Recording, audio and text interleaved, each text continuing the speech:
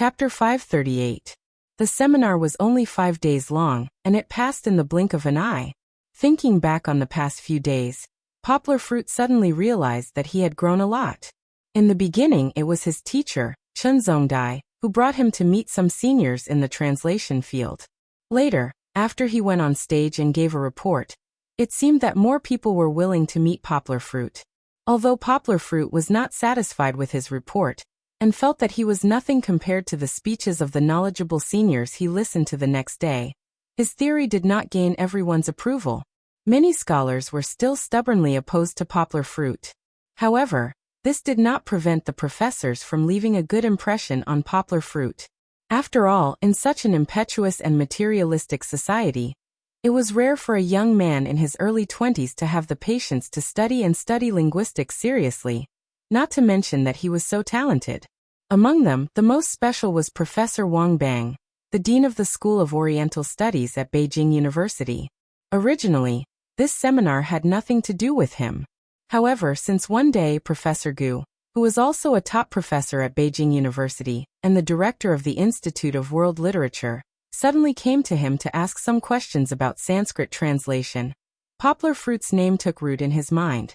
Since the death of Master Ji, the research of Sanskrit had become even more lacking. Basically, Professor Wang Bang had heard of people who were good at Sanskrit. However, Poplar Fruit was an unfamiliar name. Therefore, out of curiosity, Professor Wang Bang took a day and specially came to Chongqing to meet Poplar Fruit. After talking with Poplar Fruit, Wang Bang developed a great interest in Poplar Fruit. He did not care about Chen Zongdai's dark expression, and directly asked to poach Poplar Fruit. Of course, Poplar Fruit would not agree. His master was Chen Zongdai, and he was born and raised in Guangdong province. Since he had chosen to continue his studies at Higashiyama University, he would not leave halfway. Wang Bangren was very straightforward. Even though he couldn't poach Su Tao, he wasn't angry. He said seriously, "I'm very sorry that you're not coming to Beijing University, because Beijing University is a top-notch university in the country and the world. Our resources and strength are beyond your imagination. However, it doesn't matter. Scholars are divided by school and region, but there is no definite boundary for knowledge. As long as you are still interested in Oriental studies and Sanskrit, I welcome you to come to me at any time, or to Capital University for an exchange." Sanskrit is an ancient language. Although it has declined now, its breadth and profoundness are not inferior to our Chinese language. Our country has invested too little energy into its research. After Master Ji, we no longer have any top talents in this field. Wang Bang said frankly, "You are very talented. Study hard. No matter which school you go to, as long as you learn well and have a breakthrough in your research, it will be good news for our Sanskrit community." Wang Bang was not the first to extend an olive branch to Poplar Fruit, nor would he be the last. However, after Poplar Fruit rejected Wang Bang, Chen Zongdai was finally relieved. When facing Beijing International Studies University, Chen Zongdai still had a little confidence. However, Capital University was a behemoth that Higashiyama University could not shake. Not to mention Poplar Fruit, if Capital University offered him good conditions, even Chen Zongdai himself would be tempted. Poplar Fruit rejected Capital University, so the other schools naturally would not join in the fun. "I regret bringing you to the seminar," Chen Zongdai complained as he shook his head. "Look at you now. You have become the meat of Tripitaka. Everyone wants to snatch you away." Chen Zongdai did not really regret it, but anyone would be unhappy if their student was poached in front of others. "Haha, teacher, don't worry. You will always be my teacher. Moreover, during the interview, you gave me the task of expanding the territory. Why would I run away at the last minute?" Poplar Fruit smiled as he comforted Chen Zongdai. Chen Zongdai looked at Poplar Fruit in a daze. It was as if he had returned to half a year ago. At that time, the young man in front of him was still a little immature and lacked confidence. Now, he had become someone who could tempt even Capital University. Chen Zongdai did not know why, but he sighed in his heart.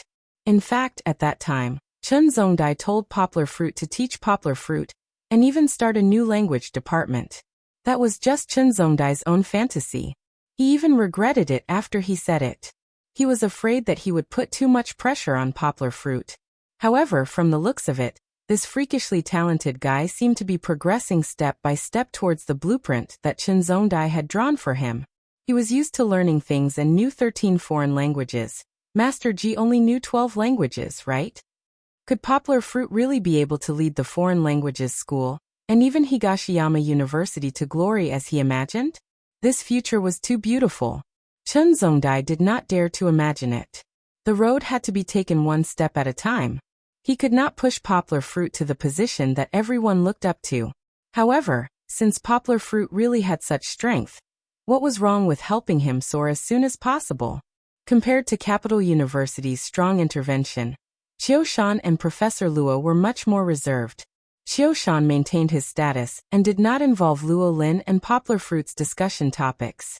Moreover, Qiu Shan believed that Poplar Fruit was a talent that could be molded. However, Capital University was also filled with talented people. It was not like the earth would stop moving without Poplar Fruit. Therefore, he suggested to Luo Lin that they should focus on communication, and there was no need to play any tricks. In this way, Chen Zongdai's pressure was greatly reduced. He was also relieved to let Poplar Fruit mingle with Professor Luo Lin and the others. I've asked around. Right now there are many people who oppose you. The ones leading them are those old farts from Shanghai. Luo Lin did not act like a senior professor as he put his arm around Poplar Fruit's shoulder and laughed. At this time, it was almost time to leave. Out of gratitude, Poplar Fruit sent the professors from Capital University to the airport. How many scholars cannot be opposed? Poplar Fruit laughed indifferently. Bruno, who insisted on the heliocentric theory, was burned to death. It's not that extreme. Luo Lin shook his head and laughed. Don't worry. With your professor and us supporting you, you don't have to worry about their criticism. Thank you very much. Poplar Fruit gratefully bowed to Luo Lin. If you really want to thank us, then come visit our Capital University of Foreign Studies more often. Let's exchange ideas and progress together. Luo Lin said with a smile. Previously, Dean Qi suggested to your dean to arrange a student exchange program between our two universities next year. We are looking forward to your exchange. Poplar Fruit said seriously. If there is such an opportunity, then Poplar Fruit will definitely cherish it. Since he did not know Chen Zongdai's thoughts, Poplar Fruit did not say anything definite. After all, it was only an exchange. Just as Luo Lin said, knowledge can only be improved through communication. If you keep your knowledge to yourself, then you will only stay in the same place. Chapter 539. Yi Nuzhang recovered very quickly. She was already discharged from the hospital before Poplar Fruit's seminar ended. It was not hard to understand. Yi Nuzhang, Xiong Xiaolin, and Xiong Xiaofeng lived in the mountains all year round. Their bodies were much stronger than the people in the city. Although her illness had dragged on for too long and she was exhausted, after the treatment in the hospital and the supplements Poplar Fruit brought with him every time he visited her, her body naturally recovered. After she returned to the guest house, the two children were the happiest. Xiong Xiaofeng finally put down the iPad that he loved so much. He stayed in his mother's arms all day long, making Kiki envious. Poplar Fruit touched the head of the little girl who looked lonely with guilt. He rubbed his chin against Kiki. Kiki had always been loved by her father after she was born. However, Poplar Fruit was a man and could not be as sensitive as a woman. He could be both a father and a mother, but he could never give Kiki the motherly love that she longed for. Kiki opened her big watery eyes. She did not cry, but she felt a little wronged. The father and daughter did not speak, but they looked at each other and communicated their feelings silently. Little fool, you still have your father.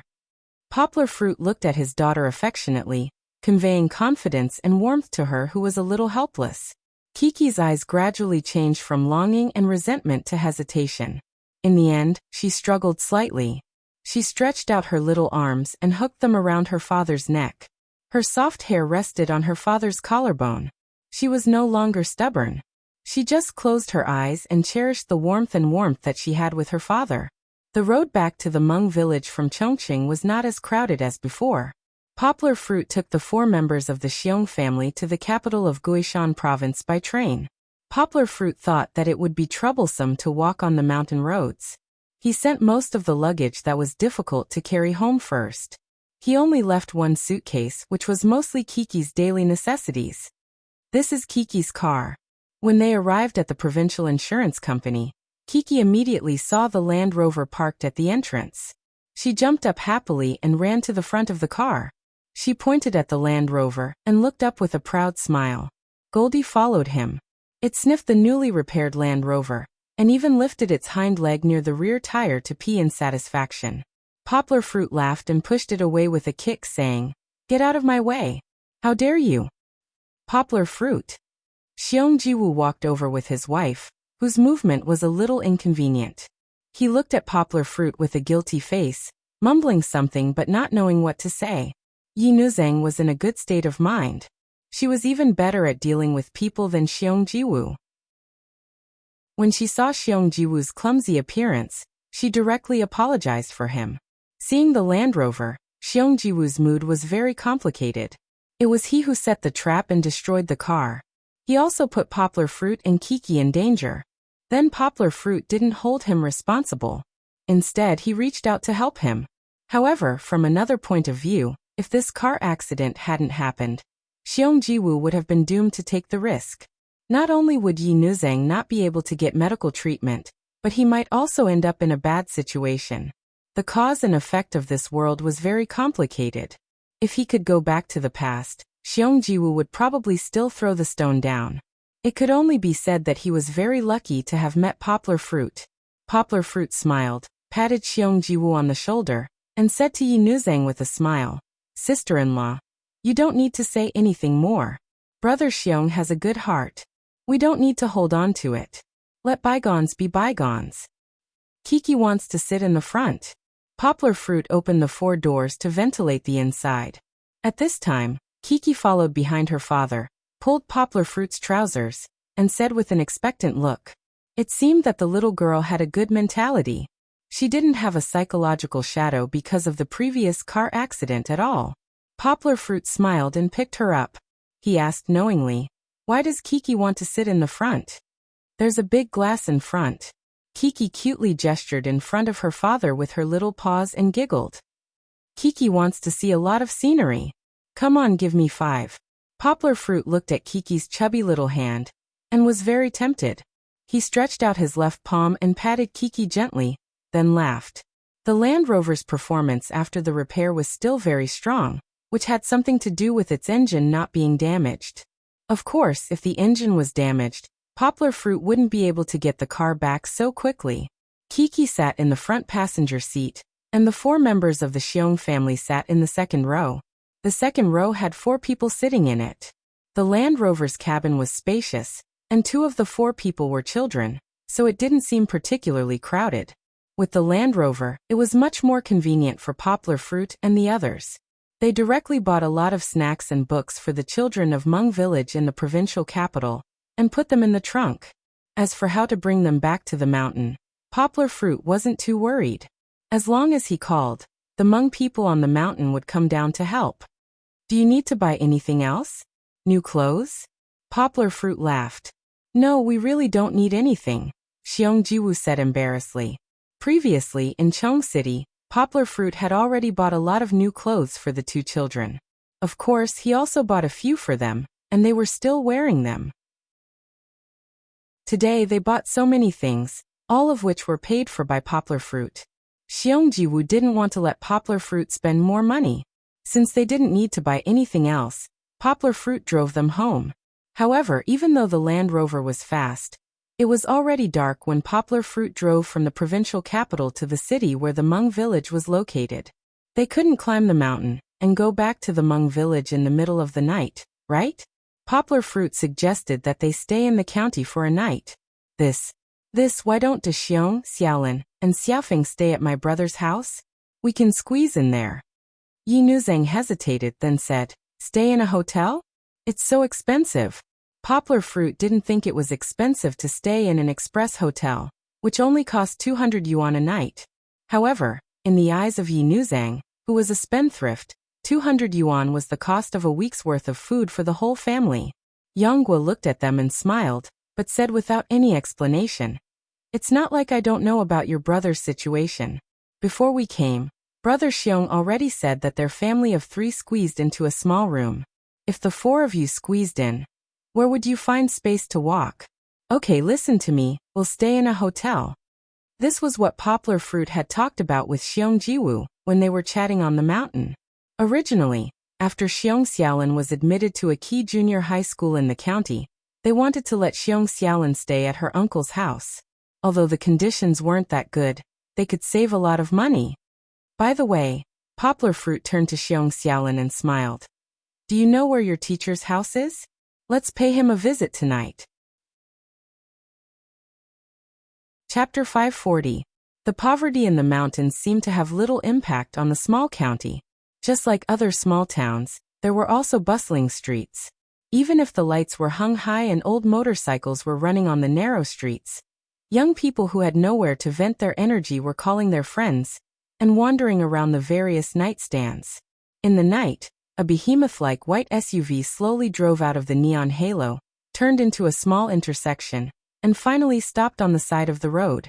The back door opened first, and Xiong Xiaofeng jumped down skillfully. He was still shouting, "I know how to drive. I mean, be gentle. Don't break Uncle Yang's car." Xiong Xiaolin also got out of the car and said, "What if you break it with so much strength?" "Gulu gulu," Xiong Xiaofeng made a face at Xiong Xiaolin and muttered, "You're so annoying, you're not my mother." Poplar Fruit came down from the driver's seat with Kiki in his arms and a big bag of fruit in his other hand. Because Yi Nuzhang needed to rest early, only Poplar Fruit brought the 2 children. Xiong Jiwu was persuaded by Poplar Fruit to stay in the hotel to look after his wife. Yes, Teacher Meng used to live in this building. Xiong Xiaolin pointed to the store on the left and said with certainty, "He used to take us here to play." "I've never been here," Xiong Xiaofeng said loudly. "Who told you not to study hard? Only the top 5 students can come here," Xiong Xiaolin said while twisting Xiong Xiaofeng's ear. Although the words top 5 sounded scary, in fact it was not difficult at all. There were not many children in the mountains, and there were not necessarily more than 10 children in a grade. "Ouch ouch. It hurts." Xiong Xiaofeng struggled and shouted in Miao language. Poplar Fruit smiled and patted Xiong Xiaofeng's head and said, "Go back and study hard. If your grades are good, Uncle Yang will take you out to play." "How can I study without a teacher? Uncle will help you carry it." Xiong Xiaofeng hugged the big bag of fruit and lifted it up with all his might. Since Xiong Xiaofeng wanted to cultivate Poplar Fruit, he didn't refuse. He just used a little more strength to lift the bag, so that Xiong Xiaofeng could relax a little. He smiled and said, "Don't worry, there will always be books to read." "What does your teacher's family do?" Walking to the courtyard behind the store, Poplar Fruit looked around and asked curiously, "Looks like they're quite rich." Xiong Xiaolin shook her head in confusion. When she came to play in the past, she was too envious to notice these things. However, Poplar Fruit felt that the late Teacher Meng's family was indeed very rich. The storefront was 6 stories high. Even if it was a small, remote county, it was not something that an ordinary person could afford. It would cost at least 1.8 million yuan. After pressing the doorbell and waiting for a while, someone came to open the door. It was a middle-aged man with a crew cut and wearing striped shorts. He looked at Poplar Fruit and the few children beside him, who looked very attractive even under the dim street lights. He asked curiously, "Who are you looking for?" "Sorry to disturb you at night. Is this Teacher Meng's house?" Poplar Fruit asked. "I have 2 children here. They were both Teacher Meng's students when he was alive. We want to visit his family." The middle-aged man's eyebrows suddenly rose. He opened his eyes wide and stared at Poplar Fruit. Then he looked down at Xiong Xiaolin and Xiong Xiaofeng, who were standing timidly behind Poplar Fruit's legs. He looked carefully for a long time, trying hard to remember. After a long time he said, "This is Xiong Xiaolin, right? She used to come here with my late father." "Hello, Uncle Meng." Xiong Xiaolin bowed shyly. The middle-aged man sighed deeply and shook his head. Then he opened the door and made room for them. He said, "Come in." "Thank you." Poplar Fruit followed the 2 children in. Kiki put her arms around his neck and looked at the middle-aged man with some fear. She waited until no one was paying attention to her. Then she secretly leaned against her father's ear and whispered, "Papa, doesn't Uncle Meng like Kiki? It's so scary." Poplar Fruit smiled.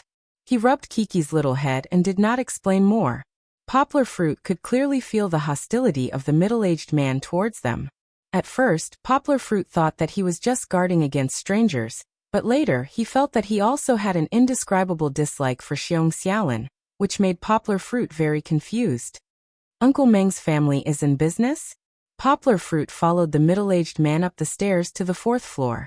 Because the 1st to 3rd floors were rented out as shops, the 4th to 6th floors were where they lived. Just looking at the decoration of the living room, it was already very good. It was not luxurious, but in this small county, it was considered first class. "Call me Meng Ping, but I can't afford to be called uncle. They are still my father's students. My family is in business, but I still work for the government." The middle-aged man sat down on the sofa in the living room, waved his hand and pointed to the sofa, meaning to let Poplar Fruit and the others sit. "That won't do. You look about the same age as my father. How can you call him by his name?" Poplar Fruit pulled the children to sit down and said with a smile, "Moreover, I'm not Teacher Meng's student. Let's do our own thing." After they sat down, Xiong Xiaolin and Xiong Xiaofeng became very reserved. They placed their hands on their knees and did not dare to move. Chi-Chi, on the other hand, twisted her neck and looked at everything around her curiously. Hearing Poplar Fruit's words, Meng Ping carefully looked at Poplar Fruit, who was under the incandescent light. He raised his brows and felt that there was something different about Poplar Fruit. He asked curiously, "You don't look like a local. Xiong Xiaolin and the others, do you have relatives in other places?" Not only did he not look like a Miao, but he also didn't look like a person from Guishan province. Poplar Fruit's Mandarin was purer than most people, and it was difficult to hear his accent. Poplar Fruit smiled. "Uncle Meng has good eyesight. I'm indeed not a local, but I'm also not a relative of Xiaolin and the others. I came from Guangdong province." "You came from Guangdong province? How do you know the children from Miao village?" The doubt in Meng Ping's eyes deepened. He seemed to be talking to himself. That shouldn't be the case. It's so tiring to go up the mountain. Ordinary tourists can't go up the mountain. Looking at your age and appearance, you're still a student, right? Could it be that you're here to teach? Meng Ping's guesses were gradually getting closer to the truth. Poplar Fruit asked in surprise, "Uncle Meng, you can tell that I'm a student?" "No, I'm not here to teach. I just met these children by chance. I heard about Teacher Meng's touching story, so I wanted to come and visit." "I don't think so." Meng Ping sighed and ignored Poplar Fruit's words. He said to himself, "That kind of place, who would want to go, who would want to stay?" His deep sigh hid deep resentment and complicated emotions. Chapter 541. To be able to teach in such a tough mountainous area for decades, there's probably no one else like Teacher Meng in the whole of China. Poplar Fruit sat up straight in awe and said, "After I heard Xiaolin talk about Teacher Meng, I've always wanted to visit you. You don't have to judge whether my father is great or not." Meng Ping was not happy when he heard this. Instead, he waved his hand impatiently and said, Chi-Chi was shocked by Meng Ping's reaction. She twisted her body and squeezed herself between her father and sister Xiaolin, hiding herself. Poplar Fruit was also stunned. He asked doubtfully, "Uncle Meng, did I say something wrong?" Meng Ping's face was full of displeasure. He said in a stiff tone, "I'm not talking about the country's righteousness. You also have parents and a family. Are you willing to see your family abandon their family and children and run to the mountains alone to be a civilian teacher? Do you know how I felt when I found out that my father had passed away in the mountains?" Poplar Fruit was silent. He felt a little sad and did not know what to say to comfort him. He could only listen to Meng Ping vent. "Everyone else thinks that your father died in the line of duty and died honorably. But who knows that he didn't die in the line of duty? After my father retired, his health was not good." Meng Ping grabbed a peanut from the coffee table and placed it on the glass as if he was playing chess. He said angrily, "Originally, after he was discharged from the hospital, we were happy to bring him home to enjoy his old age. Who knew?" Poplar Fruit had heard the story from Xiong Xiaolin before. But looking at it from a different perspective, it was a different story. Teacher Meng had been in the hospital for half a year. He was actually still worried about the children in the Hmong village. Not only did he often call the village chief to ask about the progress of the new teacher, he also kept urging Meng Ping to help. Speaking of this, Poplar Fruit learned that Meng Ping was a section chief in the county's education bureau. Of course, because of Teacher Meng, Meng Ping was promoted to the position of deputy director. Although he was the last one, he was still a small official. Finally, a teacher came. However, not long after Mr. Meng was discharged from the hospital, he learned that the teacher had left after staying on the mountain for less than 2 months. The children from the Miao village had neglected their studies for almost 2 years. How could Teacher Meng not be worried? Following that, Teacher Meng went up the mountain again. He had already retired. Even though he returned to his post, he did not receive any salary. However, Teacher Meng did not care. He only wanted to give his children a chance to study even at the cost of his old bones. I told my father.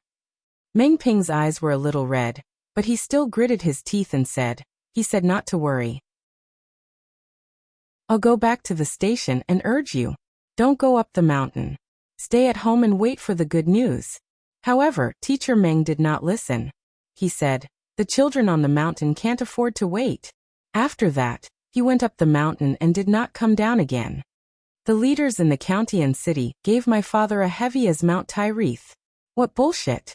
Meng Ping did not know if it was because he had been holding back his anger for too long, but he did not know what to say. Uncle Meng, Poplar Fruit said with a bitter smile. Lower your voice. Lower your voice. Lower my voice. I'm just a small official. I was only promoted after my father died.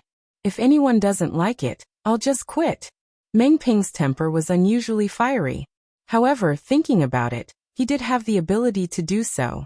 His family was in business and owned such a big property. In this small county, he was considered a wealthy family. Poplar Fruit shook his head and said, Uncle Meng. Meng Ping interrupted Poplar Fruit and said angrily, I don't need you to persuade me. I understand the principle. However, you will never understand my feelings. How could he not understand? Looking at Meng Ping's anger, although it was not directed at him, Poplar Fruit still felt the same. If Teacher Meng did not go up the mountain without caring about his health and stayed at home with his son's family, his illness would not have relapsed easily. Even if there was a sudden situation, the hospital in the county was well equipped. Although he could understand Meng Ping's anger, Poplar Fruit still shook his head and said, Uncle Meng, I understand your feelings as a filial son. However, you should also understand Teacher Meng's choice. To him, the children on the mountain are as important as his life. Meng Ping instantly blew his beard and glared. He stood up and was about to fly into a rage. However, at this moment Meng Ping saw Kiki, who came out from under Poplar Fruit's armpit. That delicate little face, and that pair of innocent eyes forced him to swallow the swear words that were about to come out of his mouth. Meng Ping suppressed his anger, and could only sit down and turn his head to the side. He said in a muffled voice, My father has retired. Poplar Fruit understood even if Meng Ping did not say anything unnecessary. After Teacher Meng retired, he could have just let go. However, there was no one to take over, and he could not rest assured. He could only put on his uniform again. In the end, it was the system's fault. Poplar Fruit asked curiously, The conditions on the mountain are very tough. It is the reason why many teachers do not go up. I understand this point. However, as the saying goes, when there is a reward, there will be brave men. Why doesn't the county spend more money to invite teachers up the mountain? It would be fine even if they change the batch every 1 or 2 years. Who is willing to go? Meng Ping raised his eyes and looked at Yonghua. He snorted and said, 10 years ago, the teachers on the mountain had a salary of $500 a month. 10 years have passed, and the price of goods has skyrocketed. The salary has increased by several times, but the salary has only increased to $800. Including all kinds of subsidies, the salary is less than $1,000. The 2 teachers in the Hmong village are still teachers. There is no money and no status. Who is willing to go? Even Teacher Meng, who had worked hard for decades, was only promoted when he was nearing retirement. It was all thanks to Meng Ping's connections in the Education Bureau. Poplar Fruit was shocked. A salary of less than 1,000 yuan a month? Even in Poplar Fruit's village, where they faced the earth and the sky, the average monthly salary was more than that. Did the county think of any other way? Poplar Fruit asked with a frown. 1,000 yuan is too little. It's not even 1,000 yuan. Meng Ping corrected. Think of any other way? Our county is a poor county. Every year, we rely on the Poverty Alleviation Fund to supplement our finances. Where would we find the spare money to increase the teacher's salary? Let's not talk about the mountain. The teachers in the county's key schools only have a salary of a little more than 2,000 yuan. Anyone with a bit of ability and potential would run to the city. Who would be willing to stay? Meng Ping shook his head and said dejectedly, seeking monthly votes, seeking recommendations, greater than over equal to. Chapter 542. Fortunately, when they left the Meng family, Poplar Fruit did not quarrel with Meng Ping, whose temper was like a barrel of gunpowder. Although Meng Ping's attitude towards Poplar Fruit was still a bit bad, it was not to the extent of kicking Poplar Fruit out. Through the communication with Meng Ping, who was half an insider, Poplar Fruit at least understood the situation of this small county. He also gave up the idea of asking for help from the government. Everything could only depend on himself. Poplar Fruit and the others went up the mountain early the next morning. The Land Rover was parked in the snack shop by the national highway at the foot of the mountain. Generally speaking, in this kind of place where there were no villages or shops, it was easy to bump into a black shop.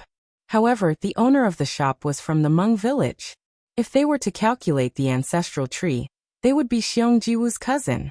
If it were other tourists, let alone casually parking, even if they just wanted to buy a bottle of water, it was estimated that the shop would raise the price. However, Poplar Fruit was different. When Xiong Jiwu's cousin heard that he had done a lot to help Yi Nuzang, he treated Poplar Fruit as one of his own. Moreover, because they had called the village committee early on, when Poplar Fruit and the others arrived at the foot of the mountain, there were already 4 Hmong men waiting in the snack shop. As mentioned before, the income of farming was not good now. Moreover, the mountains were high and the rivers were dangerous. It was difficult to transport the planted things. Therefore, most of the men of the Hmong village in the mountains went to the big cities to work. However, not all of them had left. There were some men who stayed and stubbornly guarded their own land. In the Hmong village where Xiong Jiwu was from, there were only 4 Hmong men under the age of 50 other than Xiong Jiwu. Although they were not tall or strong, they often shuttled through the mountains.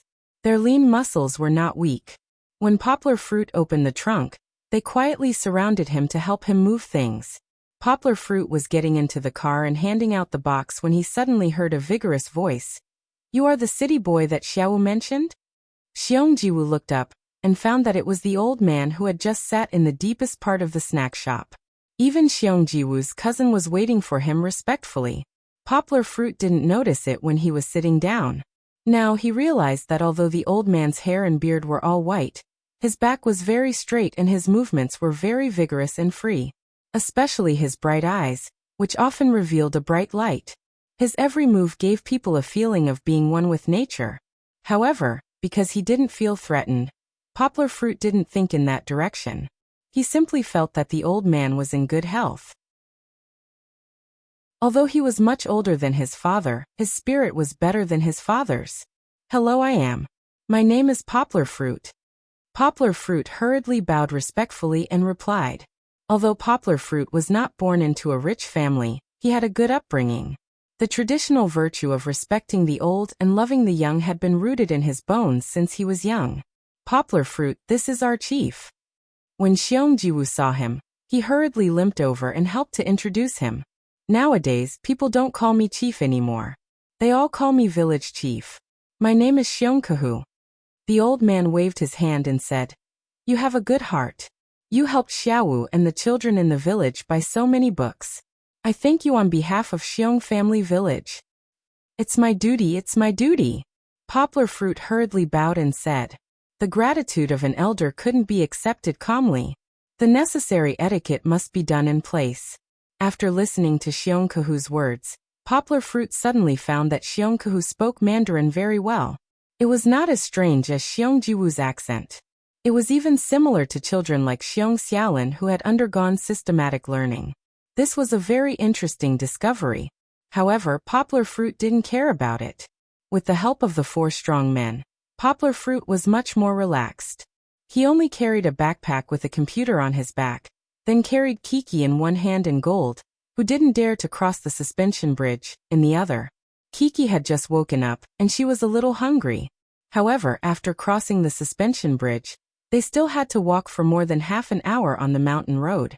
Poplar Fruit was embarrassed to ask everyone to stop halfway and wait for him to help Kiki wash up and make milk powder for her. He could only wrong Kiki to endure. Kiki curiously looked at Xiongkehu. This old man's white beard looked more interesting than Chinzongdai's, but Kiki didn't dare to do anything to Xiongkehu's grandfather like she did to Chinzongdai's grandfather. Xiongkehu was serious in speech and manner. His eyes were as sharp as an eagle in the sky, making Kiki a little afraid. In fact, Kiki's sixth sense was very accurate. Xiongkehu was indeed very scary. Other than Poplar Fruit, who was fearless of anything, the people in Meng village, including the adults and children, were very respectful to Xiongkehu. On one hand, this respect was based on the authority of the chieftain, and on the other hand, it was based on his strength. This will be described in detail later. Unlike the sudden visit a few days ago, Poplar Fruit was treated like a panda when he came again today. News of him had already spread throughout the entire Meng village.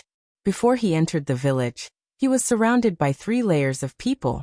The inner layer was made up of children who came to join in the fun, while the outer layer was made up of curious Meng women who came to look at the rich man. Perhaps it was because they saw that Poplar Fruit had a family to feed. Sighs of pity sounded one after another. Poplar Fruit, who had learned a lot of Hmong pronunciation from Xiong Xiaolin, vaguely heard them talking about him. It seemed like their hopes of introducing the unmarried daughters of their 3rd aunt and 4th aunt to him were dashed. Seeing that Poplar Fruit was surrounded and could not move, Xiongkehu spoke from the side. All right. It's fine as long as you've seen him. Go do what you're supposed to do. What's there to see? Xiongkehu spoke in Hmong, so Poplar Fruit did not quite understand. However, Poplar Fruit could hear the authority in his tone. As soon as his voice fell, the Miao women hurriedly held, hugged and scattered with their children. The entrance of the village, which had been noisy like thousands of birds just now, was emptied in less than a minute. Ada, where do we move these things? A Hmong man wiped the sweat on his forehead and asked while picking up 2 boxes. These 3 boxes are books, and these 2 are biscuits and candies. They're all for the children in the village, Xiongjiwu explained to Poplar Fruit because Poplar Fruit could not understand Hmong. Then move them all to the school. Put the books on the bookshelf later. I'll write a record later and record down who wants to read the books. As for the food, call the children over to share it later. Xiongkehu waved his hand and sent the 4 Hmong men to work. As for Poplar Fruit and Xiongjiwu's luggage and other things, there were naturally people who helped to send them to Xiongjiwu's tower. Chieftain, have some tea. Xiongjiwu asked Yi Nuzang to pack up the things. He quickly boiled water and made tea for Xiongkehu, who was sitting on the chair in the hall. Poplar Fruit was busy washing Kiki's face and rinsing her mouth. When the water boiled, he also made some milk powder for her. As for Gold, it had dog food to eat, so it would not go hungry. Chapter 543. Xiongkehu sat there and observed Poplar Fruit for a long time. He felt that the more he looked at Poplar Fruit, the more he felt that Poplar Fruit was not an ordinary person. There was no need to talk about his attire. The average city dweller would not be able to reach Poplar Fruit's economic standard. However, under his faint aura, Poplar Fruit did not react at all. After all, the name Xiongkehu was a Han Chinese name that Xiongkehu had given to himself when he was an adult. The story behind it was just like the name itself. Xiongkehu was someone who had killed a tiger. Child, why did you think of helping little 5? Did you know each other before? Xiongkehu did not like to be courteous, so he asked directly. Xiongjiwu did not explain Poplar Fruit's background in detail. He was completely honest with Yi Nuzang, but in front of Xiongkehu, the great patriarch, Xiongjiwu still did not dare to tell him everything. He was afraid that Xiongkahu would punish him according to the clan rules. This also made Xiongkahu puzzled, because it was impossible for an outstanding person like Poplar Fruit to be related to Xiongjiwu. Hearing Xiongkahu's interrogation question, Poplar Fruit, who was holding Kiki, was stunned for a moment. However, he did not mind. He smiled and said, "I didn't know him before, but I met him by chance a few days ago. I heard him talk about family matters, and when I heard that Xiaolin wanted to give up her hard-earned future to leave the money for her mother's treatment, I felt very touched and decided to help." "Is that so?" Xiongkahu glared.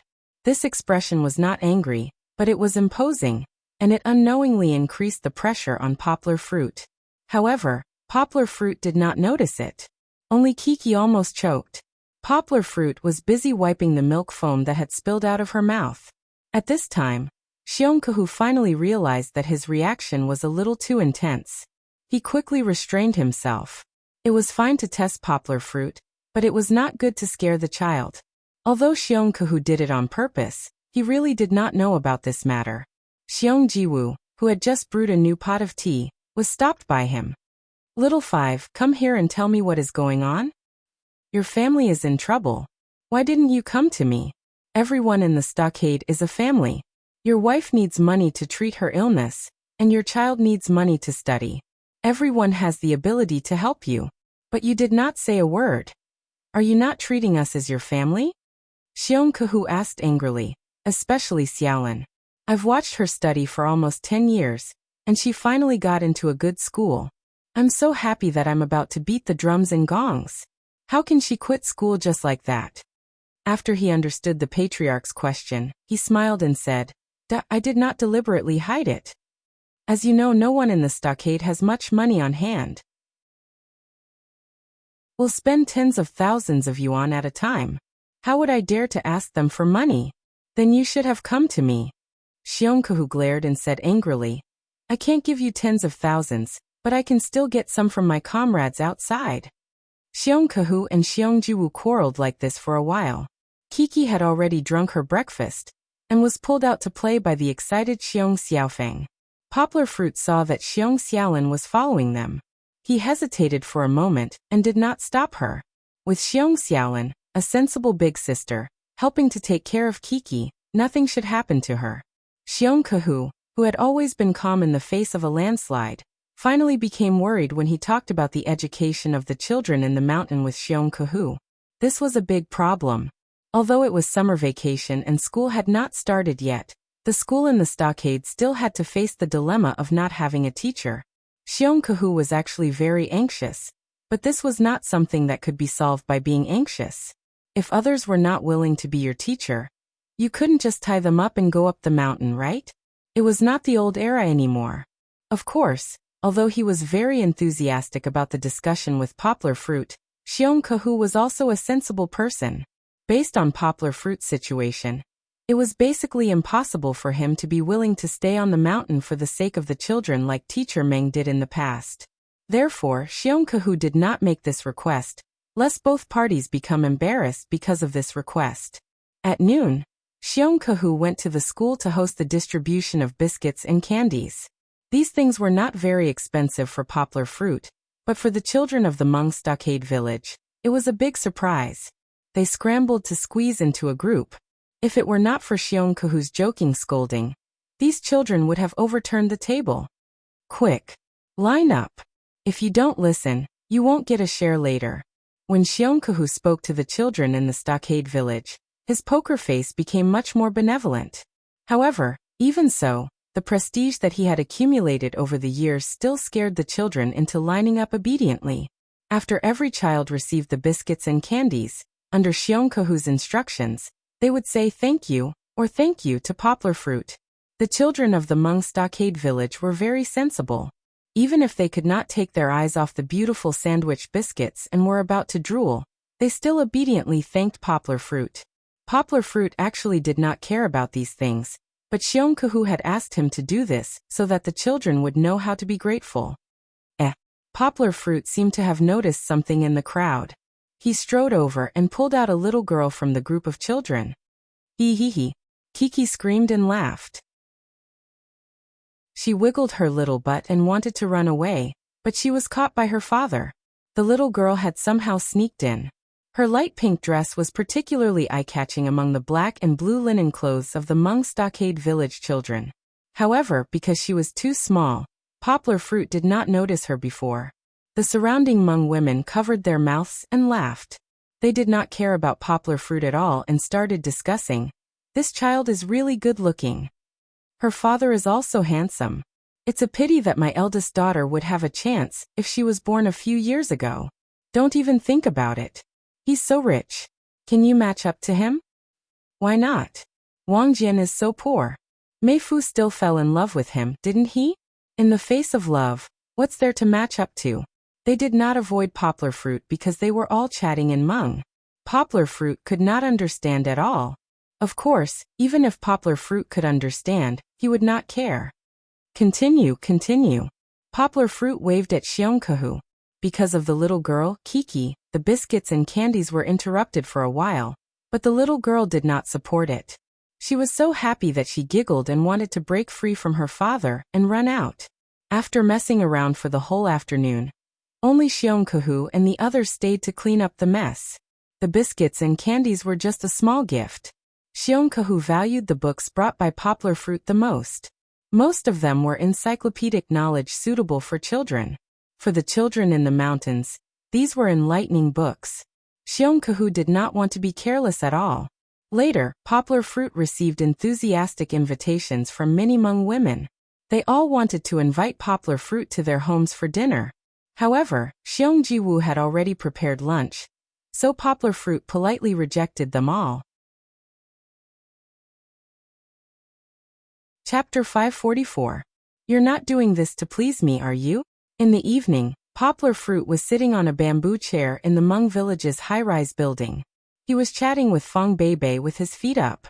Suddenly, Fong Beibei said something that almost scared Poplar Fruit to the ground. "What are you talking about?" Poplar Fruit pretended to be angry and said, "What do you mean by please you? Are you the only one who can do good deeds, but I can't do the same?" In fact, Poplar Fruit was a little guilty. Fong Beibei was right. Poplar Fruit had made up his mind to help the Xiong sisters, and even the children in Hmong village. In fact, Fong Beibei had played a big role in it. Poplar Fruit knew that Fong Beibei was a very kind girl.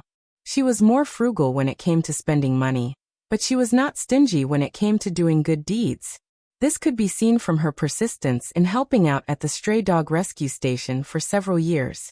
Liking someone would often reflect a kind of homoeroticism. Although Poplar Fruit did not like to do good deeds, he began to pay attention to his own behavior in this regard. He wanted to try his best to get Fong Beibei to approve of him. Of course, Fong Beibei was only a trigger. What made Poplar Fruit really determined to do this was his inner driving force. Solving the current situation of insufficient educational resources for children in the mountainous areas was a big problem.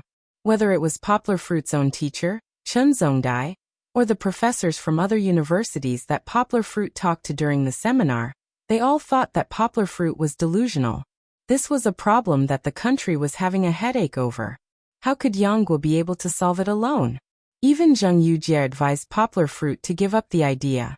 It seemed that in the whole world, only Fong Beibei, who did not understand the situation, insisted on supporting Poplar Fruit. Along the way, Poplar Fruit had encountered setbacks. It seemed that every way that he could think of was blocked. This aroused Poplar Fruit's fighting spirit. Is it really not possible? I don't believe it. Poplar Fruit was determined to do this thing well. It was not purely to donate money or books, but to completely solve the problem of the difficult education for children in the mountainous areas. Recently, Yanghua had a clear idea. However, whether this idea could be realized or not, it was still missing a key link, so there was no need to talk about it here. "Uncle, I just said that." "You. Why are you angry?" Fong Beibei's clear voice came from the other side of the phone. With a little arrogance, she said, "I'm not blaming you. Actually, I'm quite happy." Poplar Fruit was not really angry. He smiled and said, "I'm lying. I'm not angry." "So you went back to the Hmong village today?" Fong Beibei asked curiously. "You're going to climb that very high suspension bridge again?" "Yes. Poplar Fruit replied. I want to try it too. Fong Beibei's tone was very envious. She said, I've never seen the mountains you mentioned. When I traveled, I went to the big cities. You'll have a chance in the future. I'll take you there later. Poplar Fruit comforted her. By the way, I saw that the clothes of the Hmong people here are very nice. The embroidery of flowers and birds looks better than the clothes in the branded stores. Do you want me to bring you some? Okay. Well, bring one. Try it on. Fong Beibei said happily, but she immediately changed her tone. Humph, uncle, be honest. Did you stare at the beautiful Hmong girls today? No. I promise not. And they're all aunties. Why would I stare at them? Poplar Fruit denied.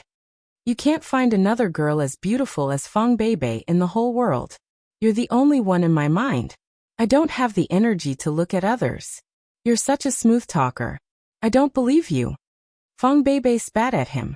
She covered her mouth and giggled. Hearing Fong Beibei's laughter, the image of a young and beautiful girl trembling with laughter appeared in front of Yongguo's eyes. Yongguo couldn't help but feel her heart sway. Poplar Fruit did not realize that he seemed to have become the uncle that Fong Beibei always talked about. This was not only a change in mentality after having children. Poplar Fruit's own aesthetic standards seemed to have changed too. He liked girls younger than him more and more. He wanted to spoil Fong Beibei like he spoiled Kiki. It could not be said that this view of love was wrong. However, from another point of view, his relationship with Fong Beibei seemed to be more and more like Uncle Reynolds and little lowly Natalie in Lyon, the professional. Uncle, let me tell you something. Fong Beibei laughed and began to speak to Poplar Fruit in a gloomy tone. You must be careful. Be careful of what? Poplar Fruit asked curiously. I heard that the Miao women can cast a love spell. Fong Beibei threatened. You must not show mercy everywhere. If any Miao woman secretly casts a spell on you and you betray her, the spell in your stomach will eat your internal organs, then bite and bite, plop, plop, it will come out. It was originally a very scary thing, but when it was said by Fong Beibei, why did it become very cute in Poplar Fruit's ears? Especially the plop, that she deliberately lowered her voice. Poplar Fruit wanted to laugh when he heard it. No way. Poplar Fruit pretended to mutter to himself. So scary? Just now, a few Miao women came and wanted to introduce unmarried girls to me. So I don't go out tonight? It was true that a few women came, mainly because they wanted to see Poplar Fruit. Poplar Fruit was so tall that he was like a crane in a flock of chickens in the Miao village. Wherever he went, he would attract the attention of the Miao people. Introducing girls to Poplar Fruit was made up by Poplar Fruit himself. The Miao people valued loyalty and love very much. Naturally, they would not consider a man like Poplar Fruit who already had a child. You really want to. Fong Beibei did not manage to tease Poplar Fruit. Instead, she was deceived by Poplar Fruit. She suddenly raised her voice and said very discontentedly, So you were thinking of seducing the innocent Miao women. Strange uncle, I misjudged you. Poplar Fruit was sweating. It was just a joke. He did not want to get himself into trouble.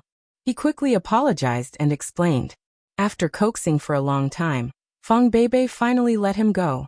The phone conversation went on for more than an hour. In the end, Poplar Fruit's phone and ears were hot. However, they were all having fun. Focus on your work. Don't think too much, okay?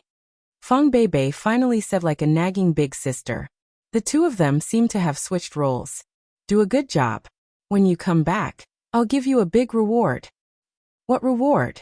Poplar Fruit was excited. Hee, I'm not telling you. It depends on your performance. Fong Beibei did not wait for Poplar Fruit to ask and hung up the phone with a smile. Chapter 545. The next morning, Poplar Fruit woke up early and greeted Xiong Jiwu, who also woke up early. Then, they walked to the mountain behind the village. Yesterday, under the guidance of Xiong Jiwu, Poplar Fruit visited the Xiong village. He was very envious of the mountain behind the village. When he woke up early this morning, he wanted to climb to the peak to have a look and practice his martial arts. The Miao village was already halfway up the mountain. Although there was no road at the back of the mountain, Poplar Fruit quickly climbed to the top of the mountain along the path made by the villagers. The mountain peak was not the highest in the group of mountains. At most, it could only be considered average, so it did not feel small. However, because of the shade provided by the trees, the steaming mist appeared dense under the refraction of the morning sun. Coupled with the pleasant chirping of the birds and the gurgling of the water in the mountain stream, it gave people a pleasant feeling of returning to their natural state. After finding a flat place, Poplar Fruit began to practice his Tai Chi. Poplar Fruit now knew a lot of Kung Fu. In addition to his basic Tai Chi, he also knew Xingyi Quan, Bagua Quan, and 8 steps meteor kick. However, he usually practiced Tai Chi the most. Although it was summer, the air on the mountain was still a little cold in the early morning. However, after Poplar Fruit practiced a few sets of Tai Chi, which combined speed and speed, white sweat began to steam from his head. When he practiced Tai Chi, it did not mean that his 6 senses were blocked. Poplar Fruit still heard the faint footsteps coming from the bushes. Who is it? Poplar Fruit was very curious, but he did not stop his Xingyi Quan movements. He was just practicing Kung Fu to exercise his body. He was not doing anything shameful, so there was no need to stop. Poplar Fruit guessed that the person should be a Miao person from the Xiong village. When Poplar Fruit stood up, he saw Xiongkahu walking out of the bushes from the corner of his eye. Xiongkahu was probably no less than 70 years old. His hair and beard were all white, but his movements were still very vigorous. He was even more nimble than Poplar Fruit, who was a novice. He was wearing a navy blue jacket from the Miao tribe, and there were leggings on his legs that were often seen in Red Army movies. There were 2 long knives on his back, and he looked like he was going to fight. However, Xiongkahu did not have any killing intent, so Poplar Fruit was not worried. He stopped what he was doing and respectfully bowed to Xiongkahu. "Good morning, Chief Xiong. You're practicing martial arts?" Xiongkahu didn't like to be polite. He waved his hand and asked curiously, "No wonder. I felt that you weren't ordinary when I saw you yesterday. You really know Kung Fu?" Scratching his head, Poplar Fruit shyly replied, "I don't know any martial arts. I've only learned some mediocre martial arts. Sorry to embarrass myself. Haha, judging from your movements earlier, it doesn't seem to be some mediocre martial arts." Xiongkahu laughed as he continued, "I seem to have seen it before. Is it the Xingyi Fist? I had a comrade who knew it." "Yes." Poplar Fruit smiled. "Chief Xiong was a soldier in the past?" "Yes, I was in the 70s, and I even participated in the self-defense war." Xiongkahu proudly said, "The reconnaissance unit I was in back then was the strongest in the Southwest Army. They don't have that designation anymore. And I heard that they were all called the Special Forces." Poplar Fruit said in awe, "Chief Xiong's Kung Fu must be very powerful. I have a friend who's also in the Special Forces. As far as I know, everyone there has their own unique skills. This old man's Kung Fu is ordinary. Otherwise, I would definitely show you." Xiongkahu shook his head and said frankly, "As for these 2 sabers, they were passed down from my ancestors. With just this bit of skill in wielding the sabers, I've cut down 99, if not 100, of the ingrates of the small countries in the south." Xiongkahu was already being modest. Back then, their unit was worthy of the title of Gui Jianchou. They would often sneak behind enemy lines and kill the enemy headquarters until they cried for their parents. Other than having good marksmanship, their Kung Fu wasn't bad. Kung Fu was only average for experts. If it was an ordinary person, Xiongkahu wouldn't be at a disadvantage against 5 or 6 people. "What kind of treasured knife is this? It's still in good condition after so many battles?" Poplar Fruit took the knife from Xiongkahu. It was half the height of a person. He curiously opened the scabbard to take a look. It was shining with a cold light, as if the passage of time hadn't left a mark on it. "Haha," Xiongkahu laughed. "How is that possible? After the war, it was damaged a few times. Of course, it was reforged." "Oh," Poplar Fruit nodded. He then asked, "What's this knife called? Tang saber? Miaodao?" Poplar Fruit didn't know much about cold weapons. In his mind, there was only the name of Tang saber that often appeared in novels. Miaodao was something he made up. In fact, Poplar Fruit felt that this knife was a bit like the Japanese sword in the movies. It's a Miaodao. Xiongkahu nodded and said. Poplar Fruit was surprised. He actually made up the right one. But this meow is not a meow from our Meow tribe. Xiongkahu smiled indifferently. He could see that Poplar Fruit was confused, so he took the initiative to introduce it to Poplar Fruit. This is a two-handed long knife created by General Qi Jiguang during the Ming Dynasty, imitating the shape of the Japanese sword. It's called a Miaodao because it looks like a meow. My ancestor was also a general in the Qi army, so these two knives were passed down. Xiongkahu said. Of course, only these two handles were passed down from my ancestors. After so many years, the body of the knife has been damaged and reforged. So, these two knives can be used at the same time? Compared to history, Poplar Fruit was more interested in the Miaodao's knife skills. The image of holding a Miaodao with both hands and fighting against thousands of soldiers and horses flashed in his mind. It was so cool that he couldn't look straight at it. Yes. Xiongkahu nodded and said. But the requirements for a two-handed knife are very high. The kids who learn from me now can't even practice to this level. It's good enough to be able to use one knife well. Poplar Fruit's interest was completely aroused. Usually, Poplar Fruit practiced martial arts with his fists and feet. But no matter how strong his fists and feet were, he couldn't beat cold weapons. This was the same principle that cold weapons couldn't beat hot weapons. Otherwise, what was the value of thousands of years of human technological development? Don't look at the movies where a fierce person often fought against dozens of gangs with watermelon knives and axes with his bare hands. That was just a movie. A few knives chopped over and sealed off all escape routes. Even a martial arts expert could only admit defeat. The human body was made of flesh. How could it withstand a sharp knife? Poplar Fruit looked at Xiongkahu longingly and said, Chief Xiong, is it convenient for me to see your two-handed knife? Xiongkahu laughed heartily and said, What's inconvenient about it? It's just playing with the knife. Stand aside. This old man will show you how to play. Although he said that, Xiongkahu wasn't so generous as to casually show his martial arts to outsiders. It was because Poplar Fruit was a benefactor to the Xiong clan. And through Xiongkahu's observation, Poplar Fruit wasn't a person with ulterior motives. Therefore, Xiongkahu let down his guard and was sincerely willing to show it to Poplar Fruit.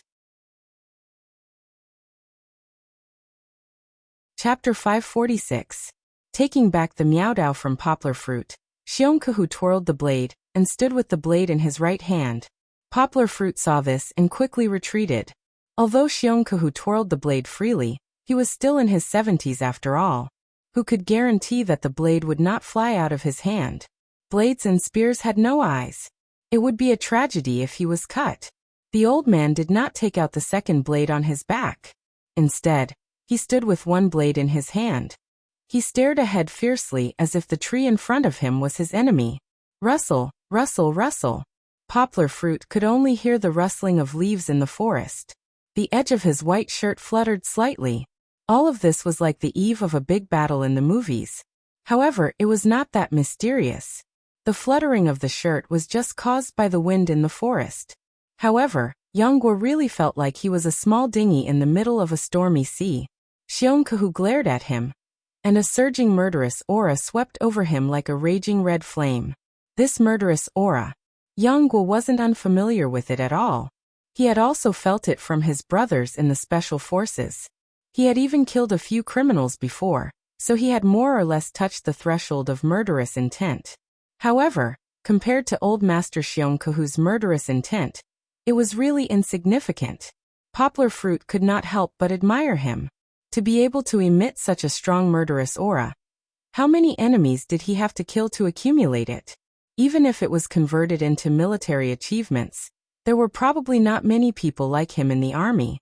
However, why didn't Xiongkahu continue to develop in the army, but return to his hometown? This was somewhat thought-provoking. Watch carefully.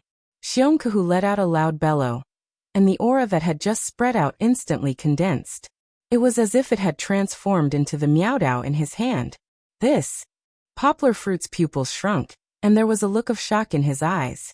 If it were anyone else, they might not have felt it as deeply as Poplar Fruit. The ability to sense chi was a unique skill of inner force experts. Of course, there were some people who were gifted, but Poplar Fruit was a combination of gifted and inner force. He could clearly sense the changes in the chi around him, so he naturally wouldn't miss Xiongkehu's unseen but impressive action. It seemed that even Master Guo of the Xingyi boxing school had not reached such a fine level of Qijin transformation. What's more, Poplar Fruit could sense that Xiongkehu was not an inner force expert. The chi force he had manifested was a murderous aura that had been accumulated like a mountain of corpses and a sea of blood. This somewhat subverted Poplar Fruit's understanding. If the Miaodao was said to be sharp enough to cut through a strand of hair, then Xiongkehu's entire being had turned into an unstoppable long blade. He stomped his right foot hard on the ground, and his entire person, no, it should be said that the entire bloody blade had been brandished. Slash lift flick stab. The bright silver Miaodao flashed through the air with streaks of moonlight, and the air that was chopped into pieces let out a shrill sound. At this moment, Xiongkehu's white hair did not seem to be a symbol of his age. It was hard to imagine that an old man in his 70s could be so vigorous. His movements were as light as a youngster's. The only thing lacking was, Poplar Fruit was unknowingly immersed in the world of martial arts. He began to use his own understanding of martial arts to verify the Miaodao blade technique in front of him. In the end, he found a clue. It seemed like Xiongkehu was brandishing his blade a little too much. Xiongkehu's movements were not considered fast, because he had deliberately slowed down to let Poplar Fruit see more clearly. However, he did not expect Poplar Fruit to be so easily fooled. In any case, Poplar Fruit could be considered someone who had just barely squeezed into the ranks of grandmasters. Poplar Fruit's eyes began to show some confusion. From his understanding, martial arts could be divided into two types. One was practical, and the other was ornamental. For example, Taiji Fist, the popular moves on the market were more ornamental than practical, but as for the brandishing of the blade, it was really purely ornamental. It was easy to understand after thinking about it. Brandishing the blade was often used by masters in movies to show off, but it was completely useless when facing an enemy. Not only was it useless, it could even hurt oneself if one was not careful. If it was someone else brandishing the blade, it would be understandable, but Xiongkehu, wasn't he a veteran? Logically speaking, he should pay more attention to practicality. Every move and style should be focused on killing the enemy, not on aesthetics. I'm getting old. After Xiongkehu stopped brandishing the blade in his hand, his breathing became uneven, and he sighed slightly. Not at all. Chief Xiong is still vigorous despite your age. Poplar Fruit laughed. Xiongkehu wiped the sweat on his forehead and looked at Poplar Fruit's expression with some confusion. Why did he not look surprised at all? This was not the state Xiongkehu was looking for. What? Is this old man's 18 Miaodao forms not exciting enough? Xiongkehu raised his eyebrows and asked with some dissatisfaction. Poplar Fruit smiled bitterly and waved his hand, saying, "No, Chief Xiong's blade technique is very exquisite." "Then why don't I see you feeling anything?" Xiongkehu stabbed the Miaodao in his hand into the ground, then held the handle with both hands and asked doubtfully, "Could it be that this old man is really old?" "It's not like that." Poplar Fruit hesitated for a moment, then said, "Chief Xiong, there are some things that I don't quite understand." "Just say what you don't understand. You're hemming and hawing like a man," Xiongkehu said with a snort. "All right, I'll just say it. If there's anything wrong, please forgive me." Poplar Fruit cupped his fists and said apologetically, "Your blade technique doesn't seem to be ruthless enough. Many of the moves that could have killed the enemy were just brandishing the blade. I always felt that these brandishing techniques were too cumbersome. Was it not necessary?" Poplar Fruit's age was very deceiving. Xiongkehu didn't expect Poplar Fruit's eyes to be so sharp that he could actually point out the mystery of his blade technique. Xiongkehu's body shook, and he used the action of supporting himself on the handle to cover his slightly red face. He coughed dryly and said, "Ahem, you looked very carefully. The blade technique that I showed you before was taught to the children in the stockade by me. There weren't many beautiful brandishing techniques. Why would they be willing to learn such boring kung fu from me?" Poplar Fruit's words not only brought embarrassment to Xiongkehu, but also ignited Xiongkehu's stubbornness that refused to admit defeat. He stretched his body, straightened his face, and said seriously, "Since you brought it up, I'll show you a real Miao Dao today." Xiong Kahu wasn't in a hurry to pull out the Miao Dao on the ground. Instead, he reached his left hand behind his back and slowly pulled out the second Miao Dao. Poplar Fruit's eyes lit up. He was suddenly energized. Was he finally going to use the double-handed Miao Dao? Chapter 547. The way Xiong Kahu held the saber in his left hand was very different from before. His left thumb and thumb gripped the saber blade. His index finger and middle finger gripped the saber hilt. His ring finger and little finger held the guard, and the back of the saber was pressed against his forearm. With a gentle pull, the Miao Dao that was stuck in the ground was also pulled out. His right hand was still the same as usual. His 5 fingers gripped the hilt. His thumb and forefinger were pressed against the guard, and the back of the saber was facing his thumb and forefinger. One person, 2 sabers, 2 ways of holding? Poplar Fruit was still in doubt when he saw Xiong Kahu's left backhand saber in front of his chest, and his right forehand saber slightly forward. It looks like one is going to be the main attacker, and the other the main defender? Before Poplar Fruit could figure it out, Xiong Kahu suddenly let out a strange cry and lunged forward. Kill! Like a monkey with sharp claws and blades. Yang Guo was in a daze. She actually had such an association. If Xiong Kahu's 18 Miao Dao forms were said to be grand and majestic, showing off the elegance and dominance of saber techniques, then Xiong Kahu's two-handed Miao Dao was more like a cunning assassin. Xiong Kahu led the saber with his body, and the saber spun with him, advancing and retreating in a chain, attacking in a defensive manner, and attacking in a defensive manner. The Miao Dao was very long, but Xiong Kahu nimbly wielded it like a dagger. Especially the backhand saber in his left hand. It appeared and disappeared like a ghost. Every time he moved and turned, it was impossible to predict whether it would suddenly come out from under his armpit and launch a surprise attack. It was impossible to guard against it. In addition to the strangeness of his saber technique, Poplar Fruit also noticed that Xiong Kahu's footwork was also very interesting. Although his footwork was not as varied as his punches and kicks, it still showed different characteristics. When his hind legs stepped on the ground, he could dig a hole in a thin piece of grass. When his front legs stepped out, his hind legs would quickly slide forward. When his feet landed, his heels touched the ground first. It was both light and steady.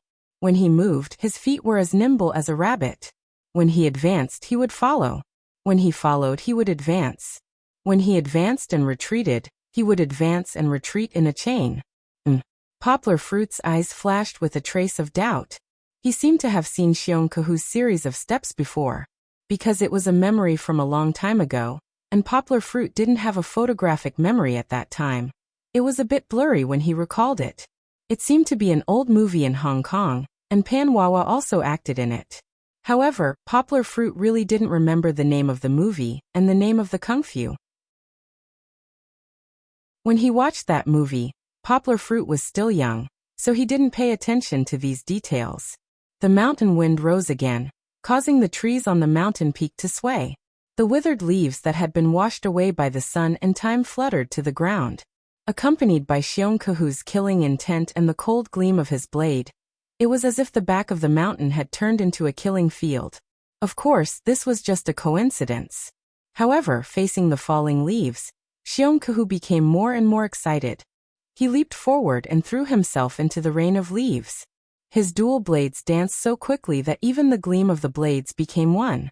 Swoosh swoosh, the sound of the blades cutting through the leaves reverberated in his ears.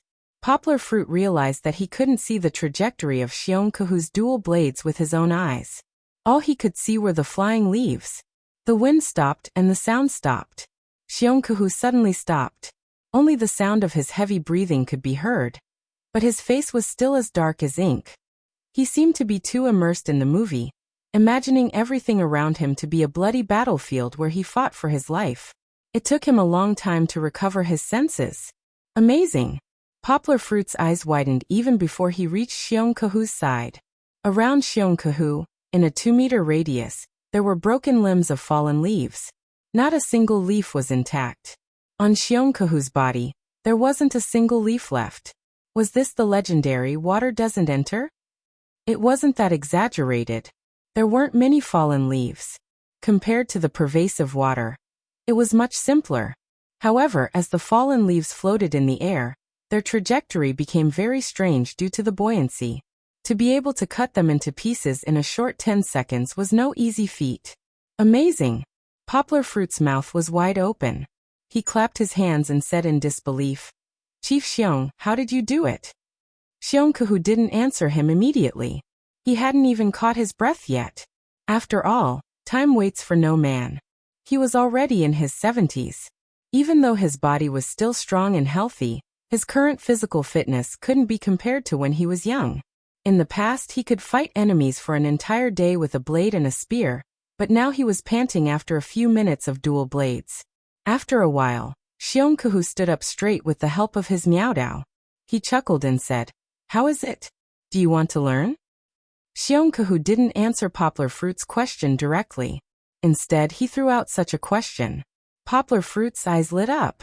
He couldn't help but nod and say, "I want to learn, of course I want to learn." After Poplar Fruit's Tai Chi internal strength and moves reached the large success stage, he became more and more interested in the martial arts of various sections.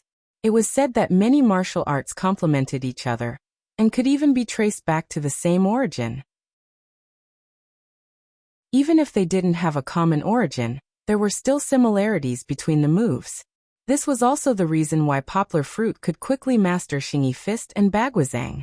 However, after coming into contact with other martial arts, Poplar Fruit found that his martial arts could take another step forward. This was because each martial arts had its own uniqueness. For example, Xingyi Fist's intent, 8-step meteor kicks body movement. These were things that Poplar Fruit had never come into contact with or understood before. It was like finding a ray of light in the middle of a dark night.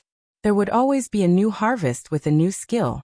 However, Poplar Fruit couldn't just pick and learn all the martial arts in the world. His understanding of Xingyi Fist's intent benefited from the Guo family dojo's generous guidance. His 8-step meteor kicks body movement was also given to him by Qianjuan out of gratitude. After that, Poplar Fruit couldn't come into contact with the true essence of other martial arts. Just like Baguazhang, he could only follow the moves that were publicly available on the internet. After all, not everyone would be so generous as to share the secrets of their own sect. Poplar Fruit had visited a few dojos in Yangcheng that were said to have some connections, but in the end, they all ran into a wall. Poplar Fruit watched Xiongkehu play with the Miaodao with both hands. He was actually drooling in his heart, but he was too embarrassed to ask. But now, not only did Xiongkehu not beat around the bush, he even took the initiative to ask if he wanted to learn. Poplar Fruit felt as if a gold ingot had fallen from the sky. His entire body was dizzy from the impact of joy. He was so excited that he was incoherent. "Clan leader Xiong, no Master Xiong, are you really willing to teach me?" Poplar Fruit asked excitedly. Xiongkehu was very satisfied with Poplar Fruit's reaction. It was worth it for him to risk his life to perform the 24 Miaodao techniques. He smiled mysteriously and said, "Of course there's no problem with teaching you. However, you have to promise me one thing first." Chapter 548. Seeing Poplar Fruit's excitement, Xiongkehu lowered his head and smiled a little proudly. He was not a person who liked to smile, but when the corners of his mouth twitched, it gave people a very strange feeling. However, Poplar Fruit did not pay attention to it. He only heard Xiongkehu say as if nothing had happened, "I can teach you, but you have to promise me one thing first."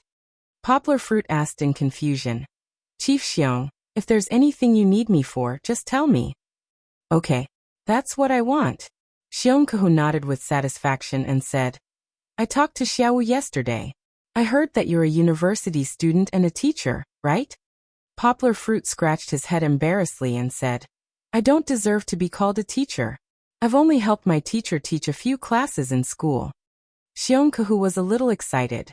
He said, Yes, you're a teacher. You can even teach university students. Teaching the kids in our stockade definitely won't be a problem." Poplar Fruit heard some clues. He asked with a strange expression, "Chief Xiong, what do you mean? Is your condition for me to teach the kids?" His old face slightly red. Xiongkahu unconsciously pulled out the Miaodao in his hand and inserted it back into the ground. He scratched his face embarrassedly and laughed dryly. Haha, it's really easy to talk to a talented student. You can see it. I do mean this. I'll teach you the Miaodao, and then you'll help me teach the kids in the stockade. Xiongkahu rubbed his hands. He looked at Poplar Fruit's expression and said with uncertainty, You don't have to be like Teacher Meng. 5 years. How about 3 years? 2 years can be discussed. Poplar Fruit did not express his opinion. This made Xiongkahu's expectant expression become more and more bitter. Poplar Fruit did not expect Xiongkahu to use this as an exchange condition. He sighed slightly in his heart. In fact, he was not angry because of this. Instead, he sympathized with Xiongkahu. If Poplar Fruit guessed correctly, this type of Miaodao was a secret of Xiongkahu's family. Normally, even if someone brought in a mountain of gold and silver, Xiongkahu would not easily teach this skill to outsiders. Not to mention outsiders, when Xiongkahu imparted this skill to the children in the clan, he also had to test their character. After all, if this skill was taught to an immoral person, it would definitely cause a bloodbath in society. Xiongkahu had no choice but to follow Poplar Fruit to come to the back of the mountain. He wanted to use his only skill that young people like to tempt Poplar Fruit to teach the kids. The only thing to him, the only way. He was the martial art that was the only martial art skill that was the only martial art that he was the only that he too, which was the young to teach to the kids to him to his. If it were Meng Sanhua, who was a martial arts fanatic, hearing Xiongkahu's words, he would definitely agree without hesitation. However, Poplar Fruit was different. He liked martial arts, but was not obsessed with it. If there was a chance to learn it, it would be best. If there was no chance, he would not feel too regretful. After all, there were still many people and things in this world that he cared about. Poplar Fruit did not know what to say. He hesitated for a while before letting out a long sigh. He shook his head and said, Chief Xiong, I'm sorry. I really can't agree to this. He saw Xiongkahu's face darken. His originally rosy face now looked like it had aged a few years. Seeing him like this, Poplar Fruit could not bear to see him like this. He opened his mouth and explained, Chief Xiong, it's not that I have a heart of stone. I also want to help the kids on the mountain, and help them fulfill their dreams of studying. If possible, I don't even need you to teach me the Miaodao. I'll stay and be their teacher. But, Poplar Fruit smiled bitterly. As you can see, I have a child now. Kiki is still so young. I can't always stay on the mountain with her. Besides, I have my own career. The next few years are very important to me. I really can't let go of everything and come to the mountain like Teacher Meng. I understand what you mean. Xiongkahu waved his hand dispiritedly. He pulled up the 2 Miaodao from the ground, and crossed them in the scabbard on his back. His back was slightly hunched as he prepared to walk down the mountain. Chief Xiong. Poplar Fruit stopped him and said seriously, It's impossible to wait for the county's Department of Education to arrange a teacher for us. I visited Teacher Meng's son yesterday. He's now the deputy director of the county's Department of Education. According to what he said, it's very difficult for a teacher to be willing to come up the mountain. Xiongkahu looked back at Poplar Fruit unhappily and asked, What do you mean by telling me this? Poplar Fruit waved his hand and said, Chief Xiong, I'm not trying to provoke you. I just want to tell you that the path we want to take has been blocked. We have to find a way to try another way. What other way can there be? Xiongkahu said angrily. If you could think of something, why would you drag it on until today? Poplar Fruit smiled and said, Chief Xiong, you don't say. I really have thought of a solution that might work. What solution? Xiongkahu asked in disbelief. The biggest problem with the education of the children in the mountain area is the lack of teachers. Because it's remote, backward, and inconvenient, the teachers are not willing to come here. Poplar Fruit smiled. What if we can break through the geographical restrictions? If we can make it easier for the teachers to come into contact with our children, wouldn't the problem be solved? I don't understand what you're saying. Xiongkahu shook his head and said, You want the children to leave the mountain and study in the county? The children are too young. How can we let them go? Even if we can, we don't have that much money. Even if you donate money, it won't be enough. Xiongkahu smiled bitterly and said, there are hundreds of children in the mountain village. If they all go to the county to study, the annual expenses will be at least 4,000 to 5,000. Including everyone, it will be hundreds of thousands. With that much money, it will be enough to hire a teacher. Don't think about hiring a teacher at a high price. Poplar Fruit waved his hand and said, I can afford it, but the leaders of your county will definitely not agree. This was not difficult to understand. First, it was a matter of face. The county could not hire a teacher, but if you spent a lot of money to solve the problem, wouldn't it show that they were incompetent? Where would the county government's face go? Even if the leaders of the county were noble and did not take this matter to heart, it would definitely break the salary balance in the county.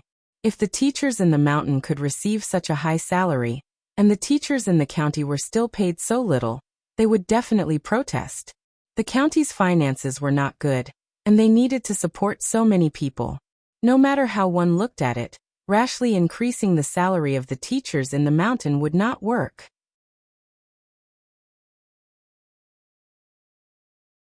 Chapter 549. This is for the good of the children. What right do they have to disagree? Xiongkahu said angrily when he heard Poplar Fruit's words. Xiongkahu had always been an impatient person. Moreover, he had lived deep in the mountains for many years, and was not familiar with the ways of the world. Poplar Fruit's words seemed to have touched his reverse scale, and he was instantly enraged. Xiongkahu looked scary when he was angry. His bell-like eyes stared, and his murderous aura swept over. It was as if the surrounding temperature had dropped to freezing point. Even Poplar Fruit felt uncomfortable. His hands were clenched tightly, as if he was about to pull out a knife and kill his way to the county. Poplar Fruit smiled bitterly and said, Chief Xiong, don't get too worked up. It was obvious that explaining to Xiongkahu would not work, because Xiongkahu would not listen to any explanation. Therefore Poplar Fruit skipped this step and said, Chief Xiong, I have another solution. Xiongkahu calmed down and asked curiously, what solution? Without a teacher, are we going to let the children learn by themselves? You can say yes, but you can also say no. Poplar Fruit said with a smile. What do you mean? Xiongkahu was completely confused by Poplar Fruit's words. Half a year ago, I saw a new way of education overseas. Poplar Fruit smiled and said, someone would record the public lectures in the famous universities in the United States with a video camera, and put it on the internet for the netizens who wanted to learn to click on it, and learn by themselves through video. What's the internet? Are things from foreign devils good enough? Xiongkahu frowned. He couldn't keep up with the times anymore. He couldn't understand what Yangguo was talking about, such as cameras and internet. He also instinctively resisted the foreign things from the US. It's not that they are definitely good, but if we modify them, it might be good news for our children. Poplar Fruit laughed and said, if the children also have a computer, then we can give them online long-distance education. For example, the children are in the mountains, and we are in the county outside the mountains, or even further away. Poplar Fruit explained, I can connect with the children through the camera and teach them remotely. The more Xiongkahu listened, the more confused he became. The generation gap between the two of them was too big. Poplar Fruit had no choice but to take out his phone, play a video for him, and then give him an example to explain. Wait. Xiongkahu interrupted Poplar Fruit. He grabbed Poplar Fruit's wrist and squinted his eyes to look at Poplar Fruit's iPhone. He was shocked and asked loudly, isn't this a TV? To Xiongkahu, the most advanced object he had ever seen was probably the color TV in the village that had been purchased more than 10 years ago. Poplar Fruit smiled and said, let me give you an example. You can also think of it as a more advanced television. Let the children learn by watching TV. Xiongkahu asked, puzzled. But all they want to do is watch cartoons all day long. Can they learn by watching that? If we teach them, of course we don't let them watch cartoons. Poplar Fruit laughed heartily and said, actually, it's the same principle as teaching. They sit in front of a computer, yes, a more advanced TV. Then I teach them through the camera outside the city. The images they see on the TV are just like how teacher Meng teaches the children, with a blackboard and a textbook. Xiongke still didn't quite understand, but he vaguely felt that this was a feasible method. Of course, I may not be able to handle it alone. Poplar Fruit smiled and said, "That's okay. When I go back to school, I can apply to the school to list this as a charity or voluntary activity. Then I can organize other students to take turns teaching the children." This is great. Xiongke rubbed his hands and said excitedly, "If the university students teach the children, then it's the children's fortune.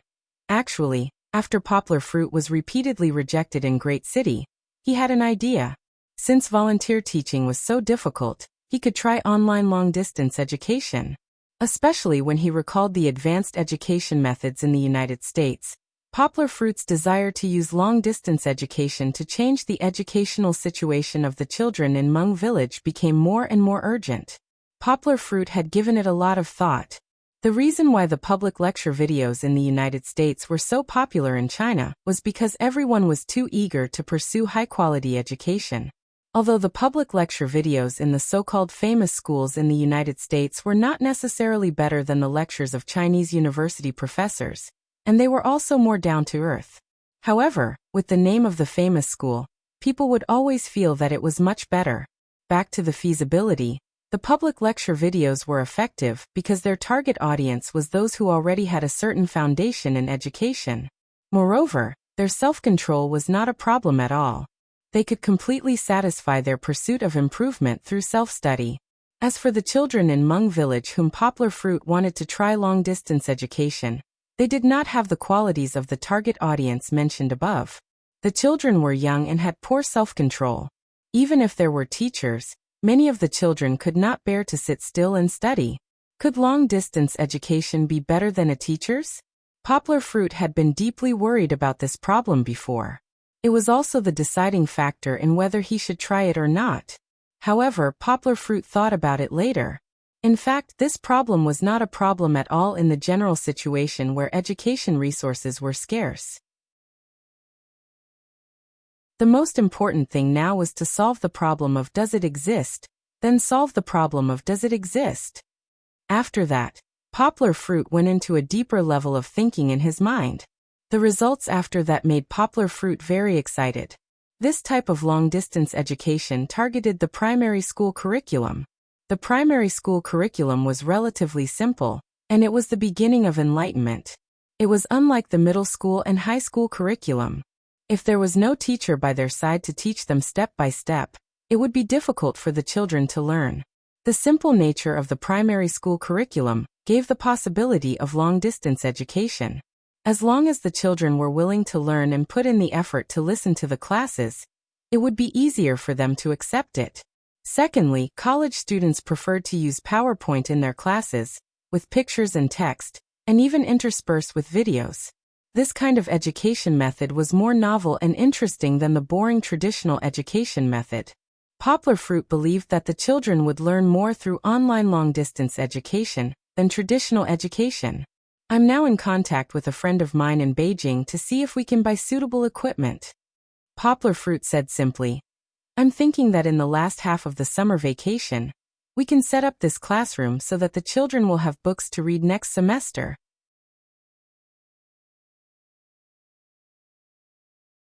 Chapter 550. The online long-distance education that Poplar Fruit mentioned was just an idea after all. Although Poplar Fruit confidently said that it would not be a big problem to achieve this idea, things like computers and the internet were still too advanced for Xiongke. For a moment, he was still skeptical. However, Xiongke was also a straightforward person. He immediately promised to come every morning to teach Poplar Fruit the Tu Miaodao. This was also his specialty. Although he did not understand, he was good at judging people. Although he had not known Poplar Fruit for long, he could see that Poplar Fruit was a person with a pure heart. Since he had promised to do something, Poplar Fruit would naturally not lie to him. Since Poplar Fruit had given the children of the Meng Village hope, why would Xiongke cherish it? These 2 blades are for you. Xiongke untied the 2 Miaodao strapped to his body and handed them to Poplar Fruit. Come to the mountain tomorrow at the same time. How can I accept this? Poplar Fruit was shocked. He said, Chief Xiong, Poplar Fruit is already very grateful that you can teach me how to use the blade. This blade is your family heirloom. I can't accept it. Xiong Kahu smiled like an old fox. He said, just take it. It's not as valuable as you think. I told you before that it was passed down from my ancestors, but I didn't say that this is the only Miao Dao passed down from my ancestors. It turned out that when the Xiong family's ancestor returned to his hometown in glory, he brought back more than 10 soldiers with him. There were also 500 Miao Dao made of fine iron in the carriage. At that time, the big families had the habit of keeping private soldiers. Although many of these 500 blades had been worn down in the past few hundred years, there were still a few dozen left because the Xiong village later moved to the peaceful mountains to avoid the war. In addition, the forging process of the Miao Dao was not complicated. In modern times, the craftsmen had figured it out and improved it. The 2 sabers that Xiong Kahu had given to Poplar Fruit had actually been reforged many times.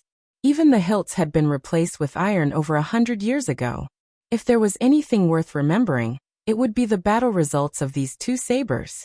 Back then, Xiong Kahu had relied on these 2 sabers to make a name for himself in the Southwest Territory. However, Xiong Kahu did not care too much about this. In his mind, these 2 Miao sabers that had been reforged from the beginning to the end could not compare to the old ancient Miao sabers he kept at home. Those were the real family heirlooms. However, Poplar Fruit wouldn't accept it no matter what, so Xiong Kahu could only give up. He promised to bring him 2 new knives tomorrow. When they returned to the stronghold, it was already past 7 o'clock. All the women in the stronghold were busy boiling water and cooking rice. Many of them even asked Poplar Fruit to bring Kiki home for dinner.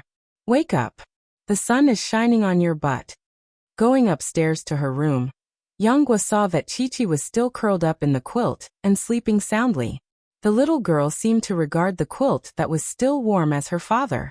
She hugged and leaned against it, but half of her buttocks poked out of the quilt, revealing half of her dark eye circles under her panda pants. Oh, after calling out a few times, Kiki opened her big, infatuated eyes, but her slender eyelashes covered half of her vision. She turned her little head and looked for her father for a long time. Get up, your brother Xiaofeng is waiting for you to play. Poplar Fruit smiled and lowered his head, pinching Kiki's tender little nose. Oh, Kiki called out delicately, then acted coquettishly and stretched out her 2 little arms. Papa hug. Poplar Fruit picked her up from the bed, then hurriedly pulled up the corner of her clothes that had been rolled up when she slept to cover her white little belly. He was not shy, but worried that Kiki would catch a cold. Woof woof. Jinzi, whose whereabouts were unknown, suddenly rushed in from the door. Then a few barefoot Miao children followed behind Xiong Xiaofeng, yelling and shouting as they chased after him. However, seeing Poplar Fruit standing there, the noisy shouting stopped abruptly. They all shrank their heads and looked at Poplar Fruit timidly. Poplar Fruit smiled and said, "Am I so scary?" The other children were shy and did not dare to answer. Only Xiong Xiaofeng shook her head and said, "Uncle Poplar Fruit is a very good person." However, it was obvious that these Miao children could not understand Mandarin, so Xiong Xiaofeng had to translate it again in Miao language. Uncle Poplar Fruit, Gold stole it. Xiong Xiaofeng pointed at Gold, who was trying to hide behind Poplar Fruit with its tail between its legs. It turned out that Xiong Xiaofeng had taken the pork jerky that Poplar Fruit had bought to show off to her friends, and Gold, who had a sharp nose, had followed her. When Xiong Xiaofeng was not paying attention, it had secretly eaten most of the pork jerky in Xiong Xiaofeng's hand. No wonder the children had chased after them in anger. Poplar Fruit smiled and said, "It's okay, Uncle will compensate you." After that, he took out 2 bags of pork jerky from the suitcase in the room and handed them over. These were originally bought as snacks, so Poplar Fruit did not care much about these. Kiki was watching the fun. She happily struggled out of her father's arms and wanted to play with brother Xiaofeng. Poplar Fruit could only hurriedly wash her up and let her drink a bottle of warm milk. Poplar Fruit was worried and told Xiong Xiaofeng, who was waiting by the side, "Xiaofeng, you are a big brother now.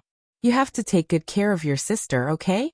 You can't go to dangerous places, and you can't let your sister eat anything." For example, this pork jerky, your sister can't eat it. She's still young and can't digest it. Xiong Xiaofeng nodded seriously, then pulled Kiki's little hand. A group of Miao children led Kiki outside while singing. Listening to his daughter's cheerful cries and laughter gradually fading away, Poplar Fruit's heart was always in a mess. Although he had told Xiong Xiaofeng, Poplar Fruit was still worried.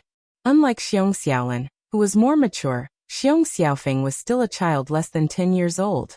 Who knew if he would be so excited that he would forget to take care of Kiki? Poplar Fruit was very conflicted. He paced back and forth in the hall. His brain, which could usually multitask, was in a mess. He had no mood to think about anything else. Xiong Jiwu, who was boiling water and cooking next to him, was very puzzled. He thought that Poplar Fruit was hungry. Xiong Jiwu hurriedly added 2 more handfuls of dry wood to the stove. As a result, when he looked up, Poplar Fruit was nowhere to be seen. In the end, Poplar Fruit was still worried. In the end, he secretly followed. Although he did not appear in the sight of the children, Poplar Fruit still followed from a distance, silently watching them. As parents, no matter how capable their children were, as long as their children were not by their side, their hearts would always be worried. Poplar Fruit did not understand before, but after having Kiki, he gradually understood the responsibility of parents. Looking at his daughter's happy smile, Poplar Fruit also smiled slightly in the distance. Little fool, don't worry and have fun. Daddy will always stand behind you and be your guardian angel.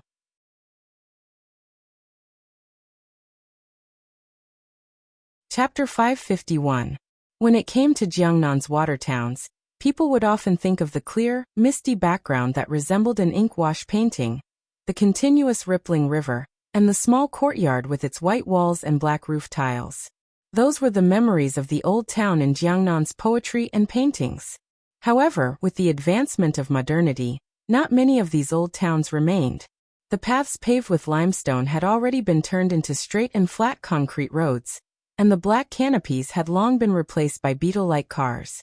If one wanted to find traces of Jiangnan, they would have to go to the parks or scenic spots that were specially set up for tourists. Perhaps those were the only remaining symbols of status in the large cities that were similar with only minor differences. On this day, a girl in a white dress rode a large bicycle along the riverside path. The park's gatekeeper had been waiting there for a long time. When he saw her coming, he smiled and opened the gate. The girl got off the bicycle and politely bowed in greeting. Her white jade fingers gently parted her long hair and tucked it behind her ears, revealing an exquisite face that could make 100 flowers pale in comparison. Her cold brows and faint worried expression made people feel pity for her, but they didn't dare to approach her. Needless to say, this was Duan Xueqing, who had left Yangcheng for a long time. After Duan Xueqing returned to her hometown, she didn't continue to look for a job, but stayed at home. Mother Duan could tell that her daughter was hurt, but she didn't ask too much, giving her time and space to slowly think things through. After Duan Xueqing returned, her favorite thing to do was to go to the old district park near her home to read. For the past few months, regardless of rain or shine, she would ride her old Phoenix brand bicycle there. There was a tea house in the park that faced the river. It was an old-fashioned tea house with square tables and large bowls of tea. Because of the old generation's famous opera masters, it attracted many local elegant guests. There were also some tourists who came because of the tea house's reputation. So the tea house was always full, and there wasn't even a seat to be found. However, Duan Xueqing wasn't worried about not having a seat. Because this tea house was also owned by her family, there was a private room that faced the river that was always reserved for her. There was a faint sandalwood fragrance in the room. It was not as strong as the usual incense, and even the mellow fragrance of the tea could not cover it. It was just that it silently diffused in the room, making people feel relaxed and happy. The rising smoke dotted the simple calligraphy and paintings on the wall, making one feel as if they had returned to the golden age of the Great Tang when they met friends through poetry. Duan Xueqing didn't need other people's service. She boiled water and made tea by herself. Then, she sat by the window of Wangjiang and flipped through the pages. Following the ivory bookmark, she found the place where she read last time. She took a sip of tea and continued reading. Duan Xueqing brought a few books with different genres.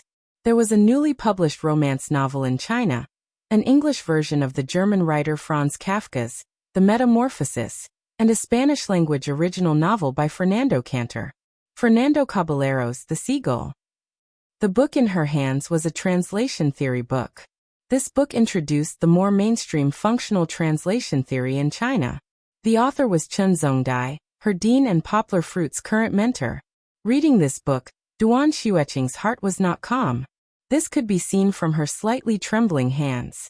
It was also not easy to forget a person who had been secretly in love with her for several years. Duan Xueqing left Yangqing for several months, and did not take the initiative to contact Poplar Fruit. Only Poplar Fruit called her a few times, and she did not follow Poplar Fruit's Weibo. However, that person seemed to be deeply rooted in her heart, jumping out from time to time to disturb her calm thoughts. When reading the translation theory book, Duan Xueqing would think of Poplar Fruit. At that time, she did not know where the sadness and bitterness in her heart came from. She felt very uncomfortable and helpless. In fact, Duan Xueqing was also suffering from her own actions. She could have thrown these books away and stopped thinking about reading them, but she could not bear to. It was as if she was addicted to self-abuse. Every day, she would pick up the books and read 2 pages, letting the throbbing pain spread throughout her body. Unknowingly, it was as if red plum blossoms had bloomed in the snowy world. Duan Xueqing's snow-white skin flushed red, and her eyes became slightly red. Her originally ethereal and beautiful eyes were covered with a thin layer of mist. Suddenly, a clear voice called out from outside the window, interrupting Duan Xueqing's chaotic thoughts. Duan Xueqing quickly rubbed her eyes, gently wiped away the tears with her slender ring finger on her left hand, and looked out the window. Outside, there was a tall figure standing on the embankment by the river, waving at her. It was that man. Duan Xueqing looked at him with some surprise. Duan Xueqing had seen the man in a black casual shirt before. 2 days ago, Duan Xueqing was sitting in the private room reading books. He had walked in by mistake. Although she was a little frightened, his good manners and polite apology had left a good impression on Duan Xueqing. The man did not pester her too much. He did not even deliberately ask for Duan Xueqing's contact information, because of her beauty. After apologizing, he left. Duan Xueqing had a very good memory. Even if her memory was not good, she did not know many people, but she still remembered this rude but polite man. Therefore, when she turned to look out the window, Duan Xueqing recognized him at a glance. However, Duan Xueqing was not surprised because she recognized him. The place where the man was standing was rarely visited by people. Behind the tea house were bushes, and further back was the wide river. The only place to rest was the long and narrow embankment. It was only enough for one to rest on because it was not wide enough for one to step on. If one was not careful, it was very likely that one would miss a step and fall into the water. Don't stand there, it's dangerous. Duan Xueqing anxiously waved at him, and then motioned for him to come down from the embankment. The man saw Duan Xueqing waving at him, and was very happy. She did not know if he understood Duan Xueqing's gesture, but he made an okay gesture to Duan Xueqing from afar. Then he slowly moved down the embankment, trotted all the way, and soon disappeared without a trace. Duan Xueqing was a little confused. However, she was a very cold person, so she did not mind. She turned around, put down the translation theory book in her hand, and picked up the original Spanish novel, The Seagull, that was placed at the top of the stack. She quietly flipped through it. After a few minutes, there was a sudden noise outside the door. "Sir, this is a private room. You can't go in." The voice of the tea house waiter came in. "I know." A slightly magnetic and gentle male voice also sounded. "Haha, don't worry, I know the owner inside. She asked me to come." "Well, how about this, you open the door and ask. If it's not her, I'll leave without saying anything. I won't trouble you. Don't worry." Although he was not necessarily a local, he should be from Jiangnan. Wu Nong's accent was very pure, and it sounded very friendly and not abrupt.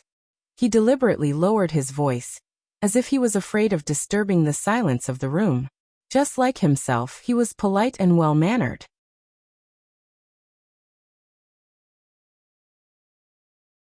Chapter 552. The voice outside paused for a moment, as if hesitating. Then the waiter knocked on the door, breaking the silence of the room once again. Duan Xueqing's brows were already wrinkled. She was silent for a long time. The second knock on the door sounded. This might be the waiter's last attempt. Duan Xueqing was the family of the tea house's boss. In other words, she was someone who could control her career. She didn't have the guts to open the door and enter without permission. Duan Xueqing slowly stood up and walked up to open the door of the private room. The smiling face of the man outside was the first thing that came into view. He was very handsome. Whether it was his height or appearance, he met the aesthetic standards of Chinese women. Especially his smile. It always gave people a feeling of sunshine.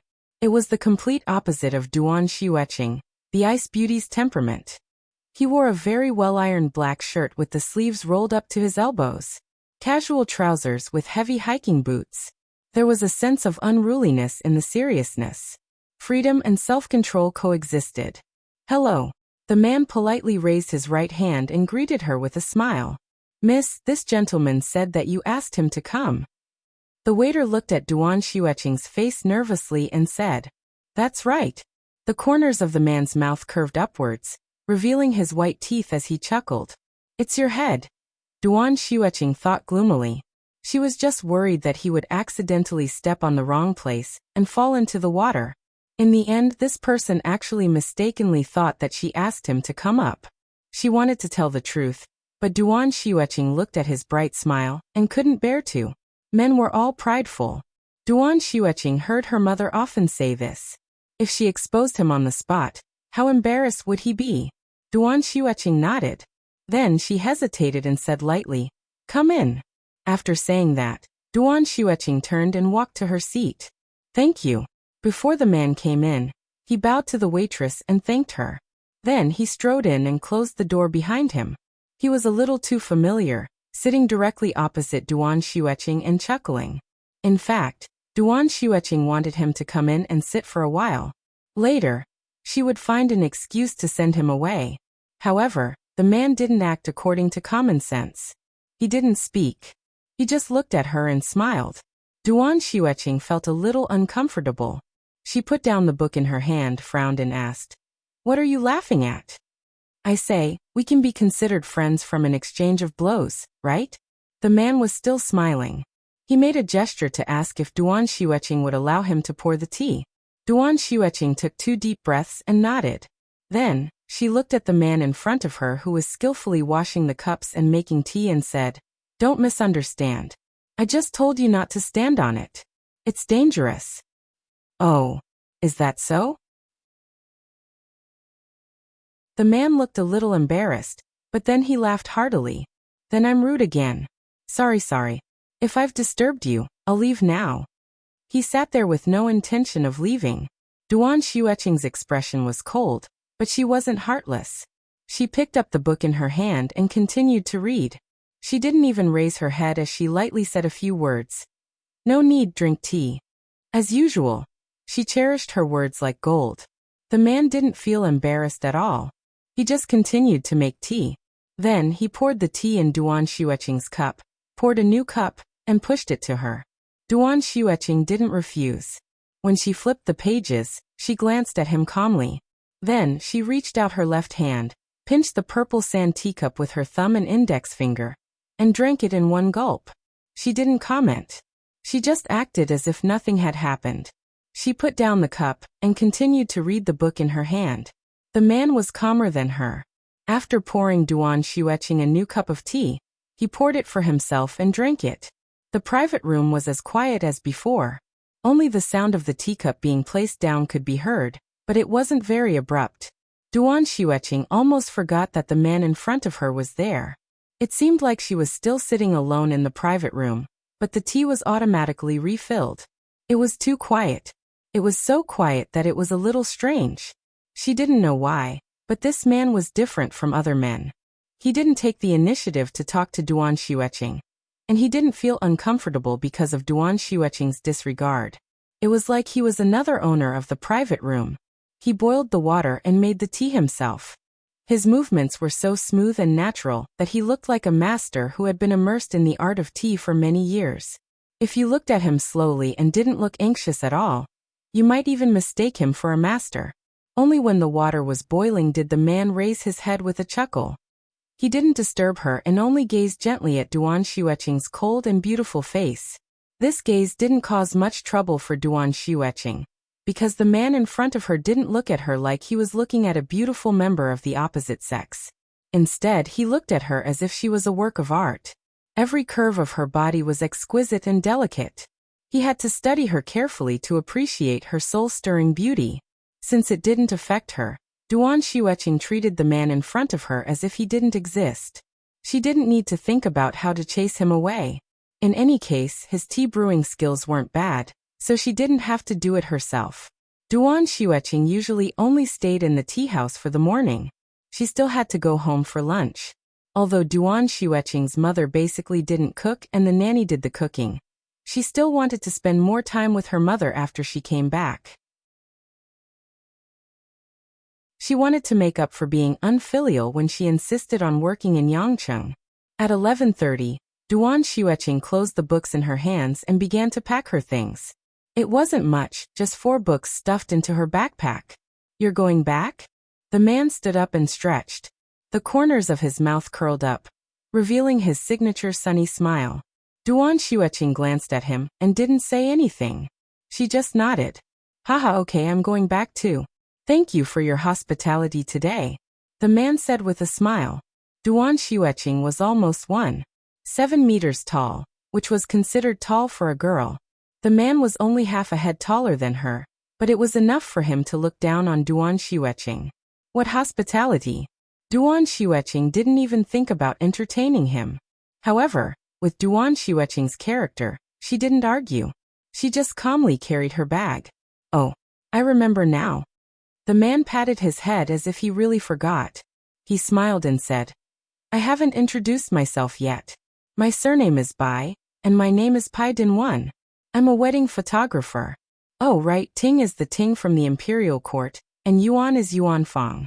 What do you think of Yuan?" Haha. As he said that, he laughed happily to himself.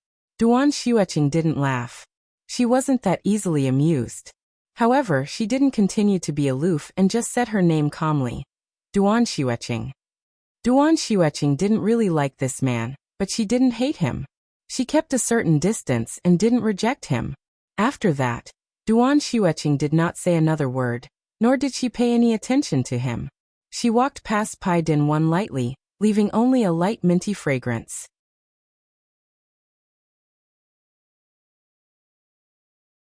Chapter 553. In the past few days, Poplar Fruit had been competing with the Miaodao.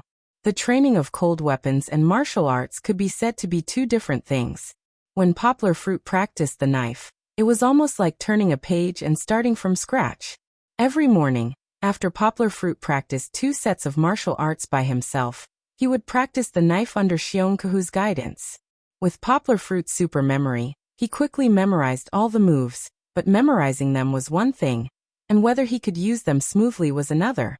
In addition to the moves, Xiongkehu also asked Poplar Fruit to swing the 2 knives through the bushes, but the blades must not hurt a single leaf. In the beginning, Poplar Fruit was like a lawnmower. Wherever he went, flowers would wither and willows would wither. It was very frightening. This was also a sign that he did not have enough control. After all, Poplar Fruit was not proficient yet. He could not be like Xiongkehu, where the 2 Miaodao were like an extension of his limbs. He could stab, chop, lift, and pick as he pleased. In order to be able to smoothly control these 2 brand new long weapons, Poplar Fruit could be said to be inseparable from the knives.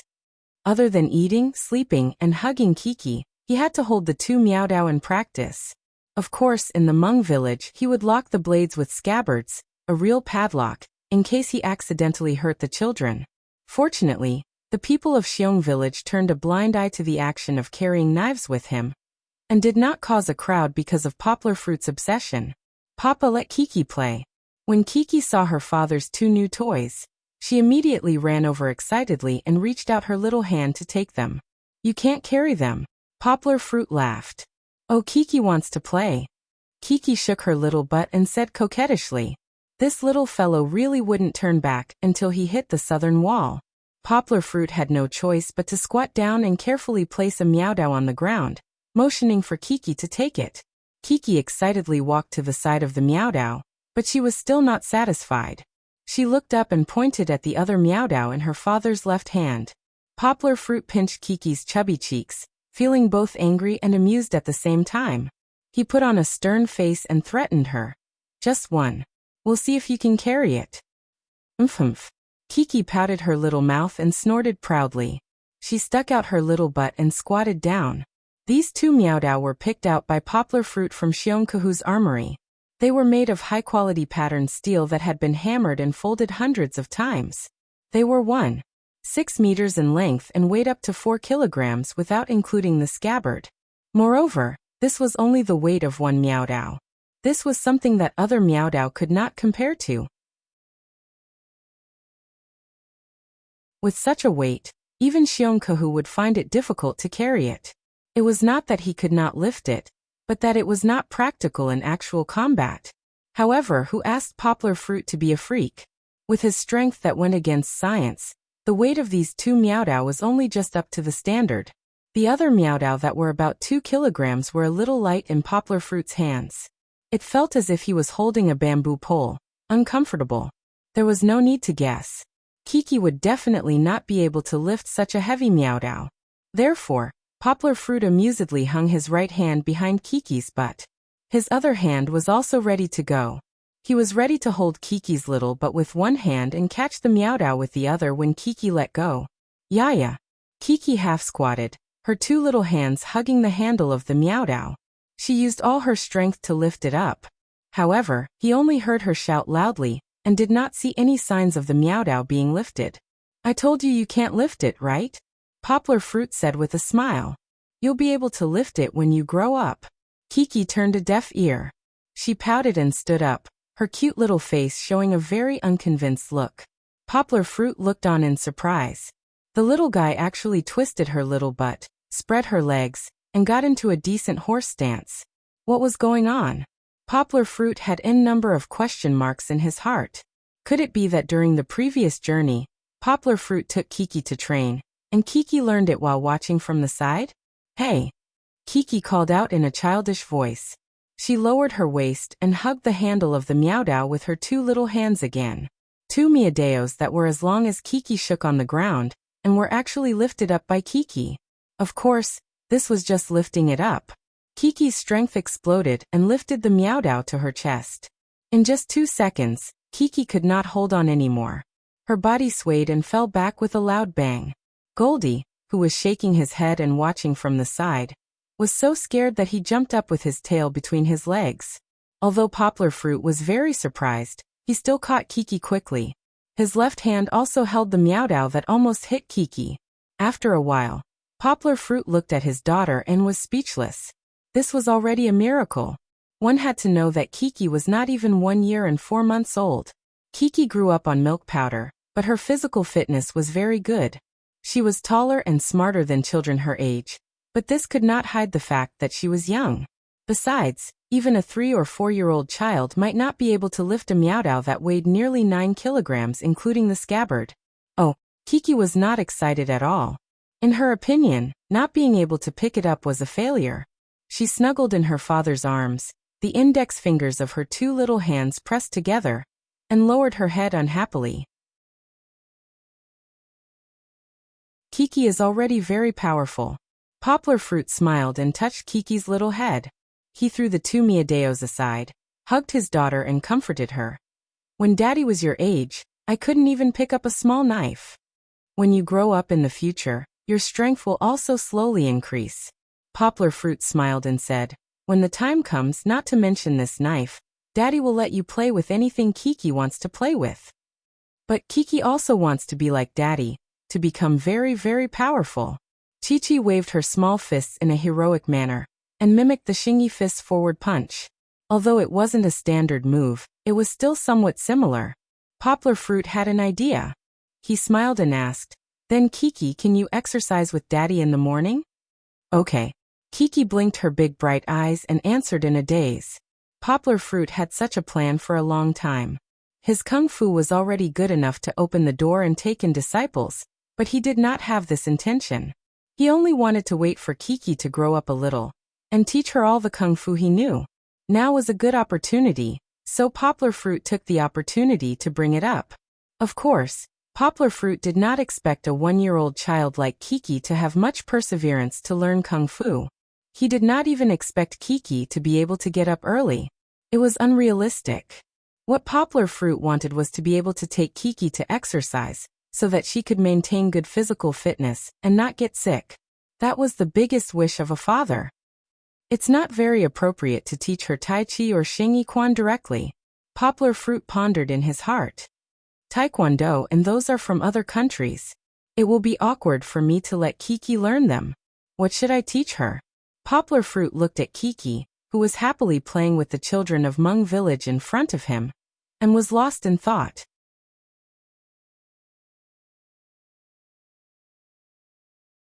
Chapter 554. Poplar Fruit was very miserable. These few days he had added a new training content, carving. Holding a 1.6-meter-long miaodao that weighed 4 kilograms while competing with a small and exquisite piece of wood. This image was very strange no matter how one looked at it. Xiong Kehu's understanding of the miaodao didn't just treat it as a sharp weapon to charge and break through enemy lines. Through his own unique understanding and innovation, when the miaodao was used to the realm of his heart's desire, it could also appear and disappear like a ghost, like a dagger, making it impossible for people to guard against. During that difficult period of Nanjiang's war, their agile reconnaissance battalion soldiers often had to penetrate deep into the enemy's rear to carry out beheading operations. Xiong Kehu, who insisted on carrying his 2 miaodao, finally figured out a new way of doing things. The long blade displayed the agility and cunning of the short blade. Just based on this alone, if Xiong Kehu lived in the old era, he could be considered a grandmaster of his generation who founded a sect. Poplar Fruit's progress was very fast. After all, control of muscles and strength was his forte. As long as Xiong Kehu taught him the trick, Poplar Fruit would quickly master it through a comprehensive study. When a student was outstanding, the teacher would be very happy. But when the student was too outstanding, the teacher would instead feel disappointed. Xiong Kehu's mood was very complicated. Seeing Poplar Fruit learn so fast, and thinking about how he used 2 years to master it and 5 years to be praised as a genius by the old ancestor, there was no need to mention that kind of depressed feeling. However, being good at using a knife didn't mean that one could carve well. Poplar Fruit was jokingly called lacking in artistic cells by his friends since he was young.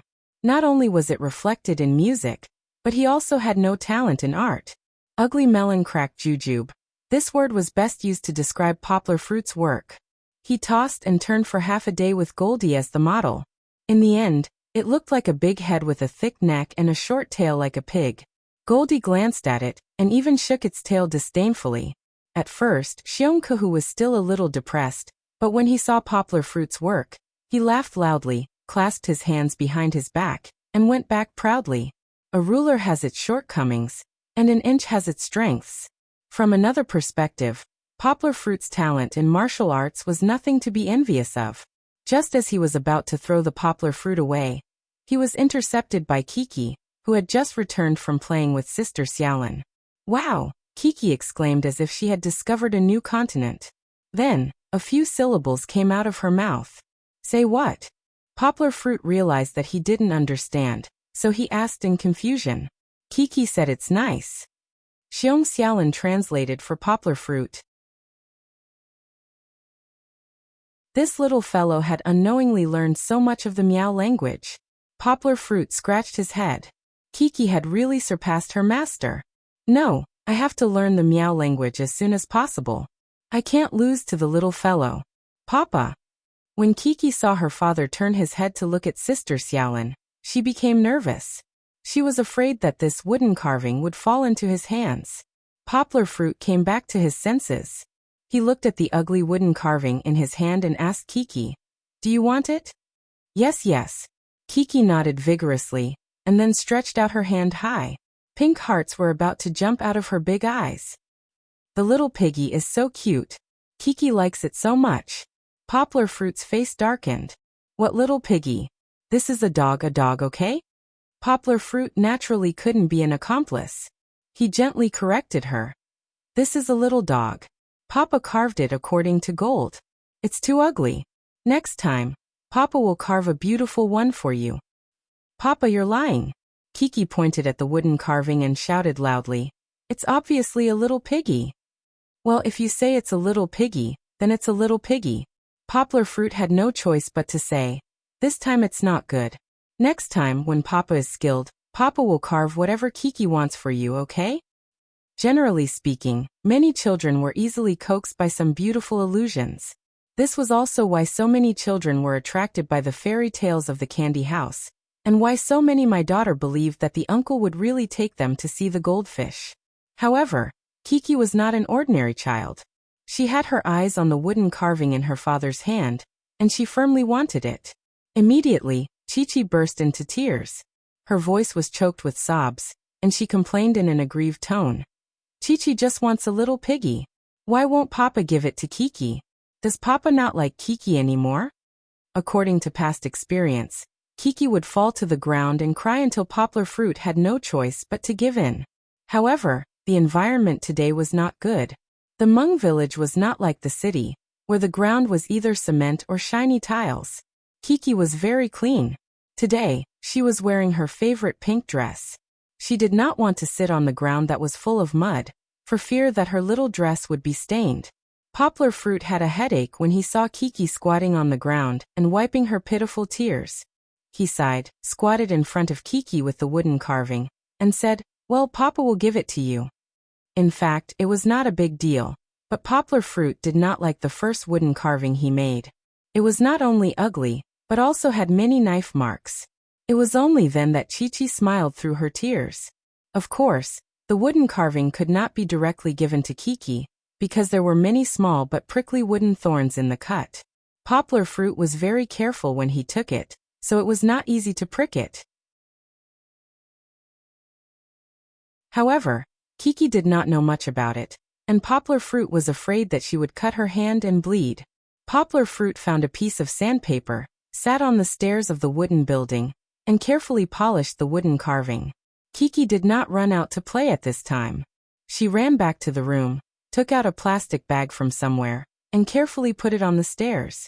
Then she sat beside her father and watched. Why does Kiki want this? Poplar Fruit asked with a smile while polishing it. When we were shopping in the past, there were many more beautiful and cuter things, but I didn't see you want it so much. Because this was made by Papa. Kiki stared at her father's movements, and answered without thinking. Poplar Fruit's hand movements stopped. He turned his head to look at Kiki, who was sitting there very devoutly, and his face suddenly bloomed with a satisfied smile. Perhaps so. The things made by Dad are the most precious. However, Poplar Fruit still made up his mind to learn how to carve, and then make a truly beautiful wooden carving by hand for Kiki. That's right.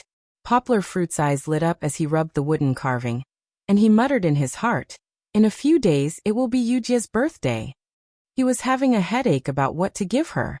How about giving her a wooden carving that he made himself? There was still nearly a week left, and during the time on the way to the delivery, Poplar Fruit still had 3 or 4 days to learn. That was enough.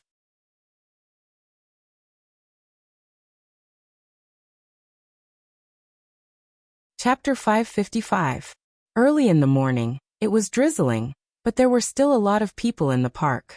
This continuous rainy season was also a symbol of Jiangnan. In other words, compared to a sunny day, Jiangnan was more charming when it rained. Many tourists were willing to pay far more than the value of the items to buy an oil paper umbrella. Walking on the bridge by the river, they felt the poetic and picturesque scenery of the rain. Duan Xueqing didn't ride her bike today. She still held an umbrella, and went to the tea house to read. Her long skirt fluttered, and the faint color gradually changed from top to bottom. When it reached the hem, the rippling green was rich like a luxuriant grass. After all, her family was in the fashion industry, although it was just a shop that sold clothes. Duan Xueqing's clothes looked very simple, but they were definitely not ordinary cheap goods. Whether it was the design or the materials used, it was impossible to buy one without 1,000 or 800 yuan. However, Clothes were only a foil. No matter how beautiful the clothes were, if there was no eye for matching and a suitable figure, then no matter how beautiful the clothes were, it was useless. Duan Xueqing happened to meet both conditions. Although the umbrella covered most of her face, and she was not as stunning as a flower, her tall figure and flowing long hair attracted the eyes of people along the way. No one was willing to make a sound to disturb her, because the girl in front of them was like the girl holding an oil paper umbrella in Mr. Dai Wangshu's poem. She has the same color as a lilac, the same fragrance as a lilac, the same sorrow as a lilac. Meeting her in the rainy alleys of Jiangnan was like a dream. Dreams were beautiful, but also fragile. No one dared or was willing to break this dream. They could only silently stand and watch. She floated like a dream, sad and confused like a dream. After entering the tea house, she put down the umbrella and greeted the shopkeeper's uncle. Duan Xueqing carried her small school bag and went upstairs to her private room. She still made her own tea. Duan Xueqing loved the transparent glass teapot and purple sand teacups. This combination was a bit strange, but it didn't matter. It was fine as long as she liked it. The first-class Westlake Longjing tea was soaked in hot water in the glass teapot. The stretch of each tea leaf could be seen clearly. Sometimes drinking tea is a state of mind. Duan Xueqing deeply agreed with this saying. Every time she watched the Longjing tea slowly unfold in the glass teapot and then fall silent, the delicate green leaves and the tender yellow tea soup were still so clear that one could see through the heart of the person drinking the tea. The world could actually be so simple without the disturbance of the mortal world. She flipped open the book. The mark of the bookmark was still there, but the pain seemed to have lessened a lot. Duan Xueqing took a sip of tea and looked at it quietly. She had not seen the man for 2 days. He had not been seen since the day he had clumsily run up to her and left. It was like throwing a small stone into a vast ocean, unable to cause even the slightest ripple. Duan Xueqing also did not think of him again. It was like he was just a passerby in her life who had accidentally bumped into her shoulder. She was still the same as before. However, things in the world were always unpredictable. The person you thought would unswervingly accompany you for the rest of your life might suddenly get off the car and leave halfway. It was not impossible for that passerby to appear again in your life at some point in the future. There was no need for the future. Miss Duan. Hi. A familiar voice suddenly penetrated the curtain of rain and came in. Duan Xueqing frowned. She was engrossed in reading, so it did not feel good to be interrupted. She subconsciously looked out the window at the source of the sound. It was him. That man. What was his name again? It seemed to be surnamed by, the same as her favorite color. Right, his name was Pai Dinwan. Duan Xueqing stared at the guy standing on the dam for a while, before she remembered the name of this passerby. It was quite funny. Pai Dinwan carefully stood on the dam that was slippery due to the rain.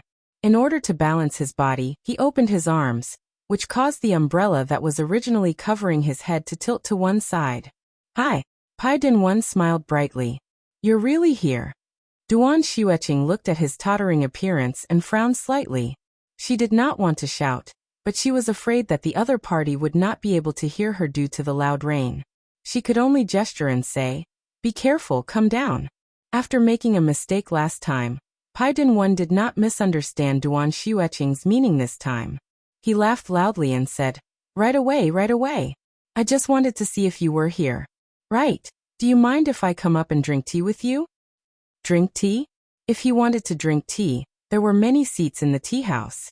Not to mention the main hall, there were many private rooms on the second floor that were open to the public besides Duan Xueqing's room. The rain was not heavy, but the falling rain still wet Pai Dinwan's hair. Duan Xueqing hesitated for a while, but finally nodded. This was the second time that Pai Dinwan came here, so he seemed to be much more familiar with the place. After entering, Pai Dinwan did not hurry to sit down. He stood at the door, took out a tissue from his pocket, and wiped the rain on his forehead and cheeks. After he was done, he sat down opposite Duan Xueqing. Just like last time, Duan Xueqing was reading the book in her hand the whole time, and she did not even raise her head. Pai Dinwan did not say anything. He simply said, "It's raining, so there's no one to take wedding photos. We can rest for the day." Duan Xueqing raised her head this time and looked at Pai Dinwan. The man was still smiling brightly. For the first time, Duan Xueqing did not show any annoyance at being disturbed. Duan Xueqing was a woman of few words. She was not even willing to say a word. She looked down at the tea table, as if there was something on the tea table that attracted her more. Pai Dinwan smiled and said, "I thought you wouldn't come today, so I went outside to take a look. I didn't expect you to really be here." "Yes, the Longjing tea here is the most authentic I have ever tried." Pai Dinwan gave her a thumbs up and said with a smile, "You don't know, but after drinking tea here once, I felt that the tea I drank here was not right." Duan Xueqing didn't reply. She sat there quietly. Unknowingly, she had stretched out her right hand, revealing a smooth, jade-white arm under the sleeve of her white dress. She did not say anything and gently pushed her empty teacup forward. Then, she took it back as if nothing had happened. Pai Dinwan understood her meaning. He looked at the purple sand teacup, which was also a high-end product, and laughed. Without saying anything, he rolled up his sleeves and picked up another teapot to boil water. He skillfully washed the tea and brewed it again. After pouring away the first batch of tea, he poured the second batch of tea for Duan Xueqing. Then he gently pushed the teacup in Duan Xueqing's direction. Without looking, Duan Xueqing picked up the teacup with one hand, opened her red lips, and took a small sip. Then, she drank it all in one gulp without making any comments.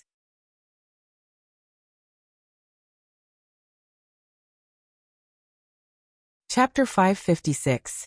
Third watch. Today, Pai Dinwan came prepared. He took out a book from the plastic bag beside him and began to read it happily like Duan Xueqing. However, he was not as focused as Duan Xueqing. He flipped through 2 pages, then wriggled his body to the coffee table to make tea. One thing was for sure, and that was that the room fell into an extremely boring silence again. Even the sound of the small fire on the stove swaying in the wind could be heard clearly. "Now I know why you like to read in the tea house," Pai Dinwan said with a chuckle when Duan Xueqing stopped to drink tea. Duan Xueqing raised her head and glanced at him, but didn't reply. Calm your mind." Pai Dinwan touched his left chest with his right hand and said, "The noise outside can't reach inside. There's incense inside, and there's tea to drink. I feel like I'm back in ancient times, sailing on the West Lake, standing with my hands behind my back, and reciting poems. That was also very relaxing." Pai Dinwan's voice was a little magnetic and very pleasant to the ear. Although his literary talent was not very good, there was always a vivid image floating in front of the eyes after he spoke. Duan Xueqing was silent. She lowered her head and drank the remaining tea in the cup. She did not let Pai Dinwan add more. She shrank back to her seat and continued to read. This kind of indifference would make a man very uncomfortable. What Pai Dinwan said just now was like a punch to the air. This was also Duan Xueqing's personality. She used to be like this when she was in school, but she was not so cold and distant. There was also a history here. When Duan Xueqing first entered the school, she was very cold because she was shy. As her senior, Poplar Fruit welcomed her and took her to participate in many club activities, which made Duan Xueqing's character a little more cheerful. Although she wouldn't take the initiative to talk to people she wasn't familiar with, she wouldn't ignore people who talked to her. However, after returning from Yangqing City, Duan Xueqing seemed to have closed her heart even more. Not only was she unwilling to talk to outsiders, but she was also unwilling to talk to her family members. It was as cold as a piece of polar ice, making people not dare to approach it. Pai Dinwan didn't feel embarrassed like other men. He just thought that he was talking to himself. He smiled and continued to read his book. After an unknown amount of time, Pai Dinwan began to absent-mindedly glance at the scenery outside. If it wasn't for the fact that the person in the room was as beautiful as a flower and he couldn't stop looking at her, then the misty river outside due to the rain would definitely capture the hearts of all men who loved photography. Turning around, Pai Dinwan saw Duan Xueqing put down her book and straighten her skirt as she stood up. "Leaving so early?" Pai Dinwan asked in surprise. It wasn't even 10 o'clock yet. Pai Dinwan remembered that Duan Xueqing went back at noon last time. Duan Xueqing stood and looked down at him. However, Those beautiful eyes didn't reveal any emotions, and it was impossible for them to give off a dignified feeling. Pai Dinwan blinked innocently. Duan Xueqing's eyes moved, and seemed to be a little different from before. She turned her head and walked out. Only a soft voice could be heard as her hair fluttered in the wind. Bathroom. Pai Dinwan didn't see that Duan Xueqing's neck, which was as white as jade, had turned her head away. When Duan Xueqing returned, she regained her calm and tranquil state. At this time, Pai Dinwan was boiling water again to make tea. Duan Xueqing pressed the corner of her skirt and sat down again. She didn't pay attention to what Pai Dinwan was talking to himself again. Instead, she reached out to the book that she had just put down. Duan Xueqing's black eyebrows slightly raised and her eyes coldly looked at the cover of the book. However, her eyebrows quickly relaxed. The strand of hair was still there. She calmly waved her hand and brushed away the strand of hair that was leaning on the edge of the book. Then she picked up the book. In fact, this book wasn't a secret. Duan Xueqing wasn't worried that Pai Dinwan would steal it. She just left the strand of hair there on a whim. Her purpose was self-evident. She wanted to see if Pai Dinwan was really as polite as he appeared to be in private. Now, it seemed that she was overthinking it. After taking a sip of tea, Duan Xueqing slightly lowered her head, as if she was a little embarrassed by her suspicions. Pai Dinwan didn't know about this at all. He laughed loudly and said, "I just saw this sentence in the book. It's quite interesting." Duan Xueqing looked up at him with a little doubt in her eyes. Making sounds is always useful because they can be heard and lead to change. Pai Dinwan looked at the book with great interest and said, "There's another sentence. Remember, shouting is necessary. Even if no one hears it in this lifetime, the echo will reverberate forever." Duan Xueqing frowned and looked at him. She didn't understand what he meant by that sentence. Soon, Pai Dinwan smiled and analyzed for her. "You see, the great author said that you have to speak more and make more sounds. If you keep things in your heart, who will know what you're thinking?" Duan Xueqing blinked her beautiful eyes. Her eyes were still filled with doubt. In fact, Pai Dinwan's analysis had touched her heart. At that moment, Duan Xueqing suddenly remembered her past with Poplar Fruit. He was a big block of wood, and she wasn't much better, a big block of ice. If she didn't say it, Poplar Fruit would never know her feelings until they missed each other again. However, why would Pai Dinwan say this to her? Could it be that he knew about her past? Well, I'll give you an example. Pai Dinwan looked very good when the corners of his eyes curved. "You just stood up silently to go to the bathroom. If I didn't ask, I wouldn't know what you were going to do. Who knows, I might be distracted for a moment and turn around, thinking that you left me behind. That would be terrible. What about the bill?" Pai Dinwan made a fearful pose, as if he cared about that little money. In fact, it was an exaggeration. Chinese men were a little male chauvinistic. Pai Dinwan was the same. Last time, he was fighting to pay the bill. Originally, Pai Dinwan wanted to beat around the bush to tell a cold joke. However, Duan Xueqing was obviously very amused. At this time, she still looked at Pai Dinwan with a calm face. What a great sense of defeat. Pai Dinwan could only laugh to cover his helplessness and embarrassment with a smile. Wasn't it good to sit quietly and read a book? Why did they start to change the topic again? Could it be that another man was frozen by Duan Xueqing's coldness? However, Pai Dinwan seemed to be very strong-willed. He covered his mouth with his fist and coughed twice. Then, he smiled at Duan Xueqing, who was still looking at him. He raised the book in his hand, indicating for Duan Xueqing to continue. However, the moment he lowered his head, a slender hand reached across the coffee table and reached in front of him.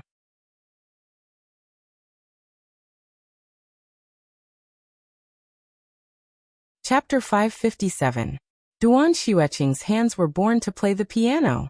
Her wrists were slender, her fingers were long, and her hands were white and clean. Her hands were beautiful.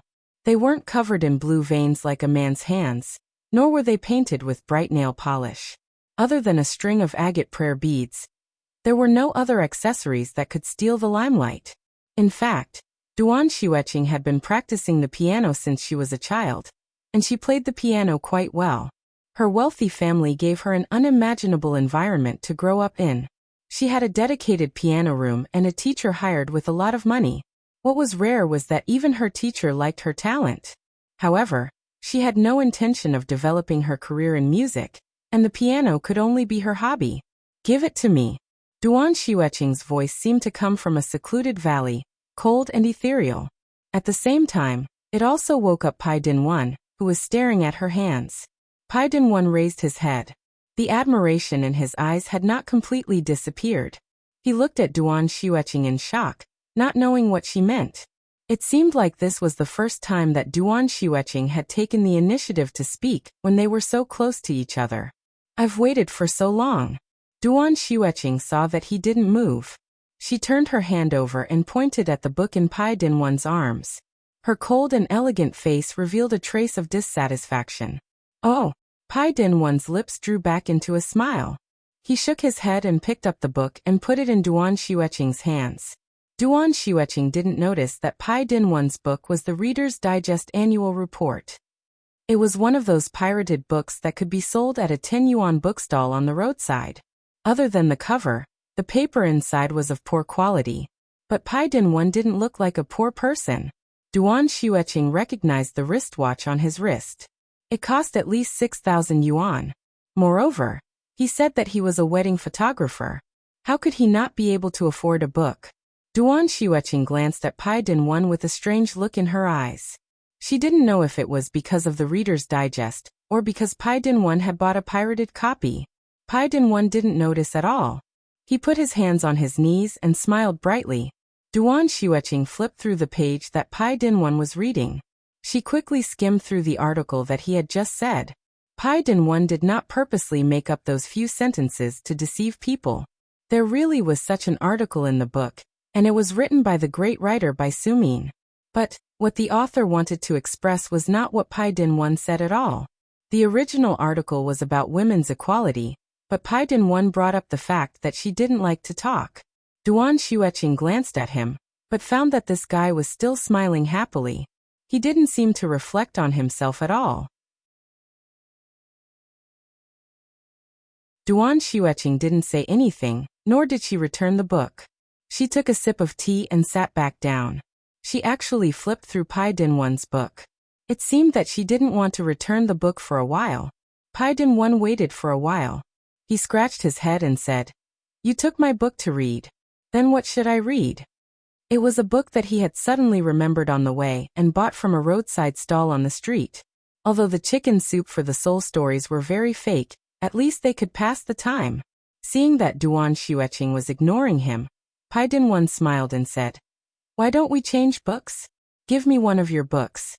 Duan Xueqing looked up, glanced at him and said lightly, "You won't understand." She was looking down on him. It hurt his self-esteem too much. No man would be able to tolerate this. Pai Dinwan, who had a good temper, was also choked by Duan Xueqing's words. He coughed twice and laughed.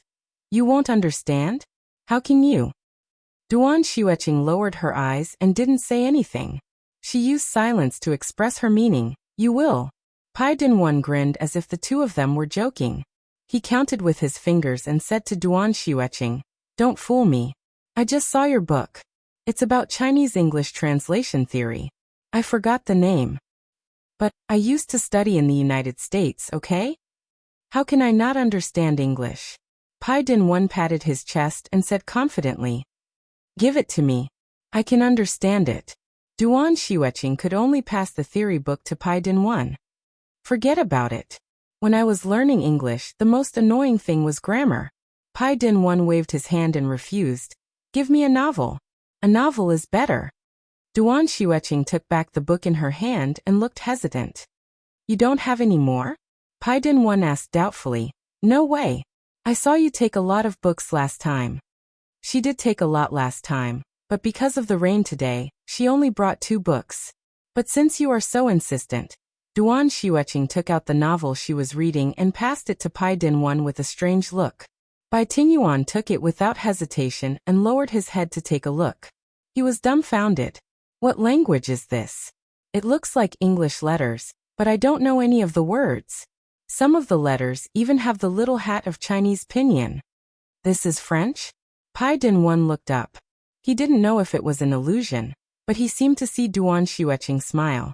But it was also a flash in the pan. He didn't see it clearly before Duan Xueqing calmed down. Western language. Duan Xueqing looked into his eyes and said lightly, "Isn't that right?" Duan Xueqing brought 2 books today. One was a boring theoretical book, and the other was the Western novel Seagull. Okay, I don't understand it. Pai Dinwan admitted frankly and handed the book back.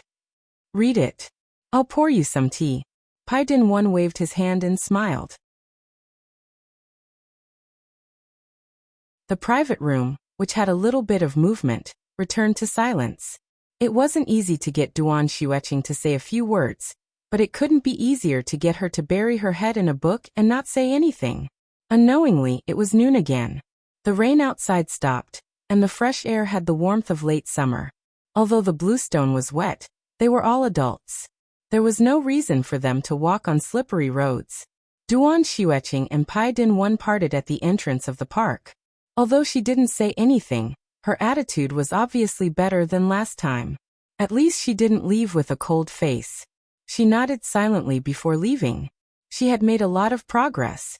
Pai Dinwan stayed where he was and watched Duan Xueqing's voice disappear around the corner. Then he turned around and walked in the other direction with a smile. Sitting in an 80% new car, Pai Dinwan reached into his pocket and took out the keys and a Bluetooth headset.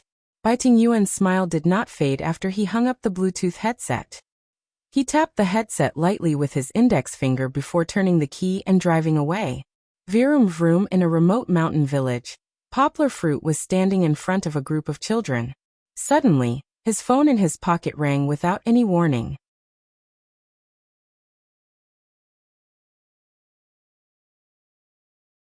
Chapter 558. Poplar Fruit was very popular among the children. Over the past few days, he had almost become the leader of the Hmong village children's troupe. Of course, because Kiki was around, the children did not treat Poplar Fruit as a big brother. However, Poplar Fruit's gentle and generous attitude towards Kiki and all the children was envied by all the children. This incident started with a small matter that happened on the second day after Poplar Fruit went up the mountain. That afternoon, Poplar Fruit had just finished washing his and his daughter's clothes. The water was cold at night, so they usually took a shower early in the mountain. He was drying the clothes in the backyard. Inadvertently, he looked up and saw Xiong Xiaofeng sneakily walking through the wooden building's lobby with a few little ones who still had snot dripping from their noses. Chi-Chi also covered her mouth with both hands and followed behind them like her brothers. Poplar Fruit could not help but laugh. He deliberately shouted, "Yang Luochi, how many of you still remember Kiki's full name _intersection? What are you doing?" It must be said that this Yang Guo was too naughty. She suddenly yelled, scaring the children. In that instant, Xiong Xiaofeng and the others who were tiptoeing forward suddenly froze. Bang! In the blink of an eye, a white object slid down from Xiong Xiaofeng's clothes and fell to the ground along his upturned buttocks, making a dull thud. Poplar Fruit looked at it curiously and found that it was the iPad he had bought in Shurcheng. His mind flashed, and he finally understood what they were doing. Xiong Xiaofeng must have gone out to brag to his friends about the iPad he had played with. Poplar Fruit had not played with it since he bought it. It was all taken by this little guy. Then he persuaded Kiki, his little accomplice, to take it out of the room.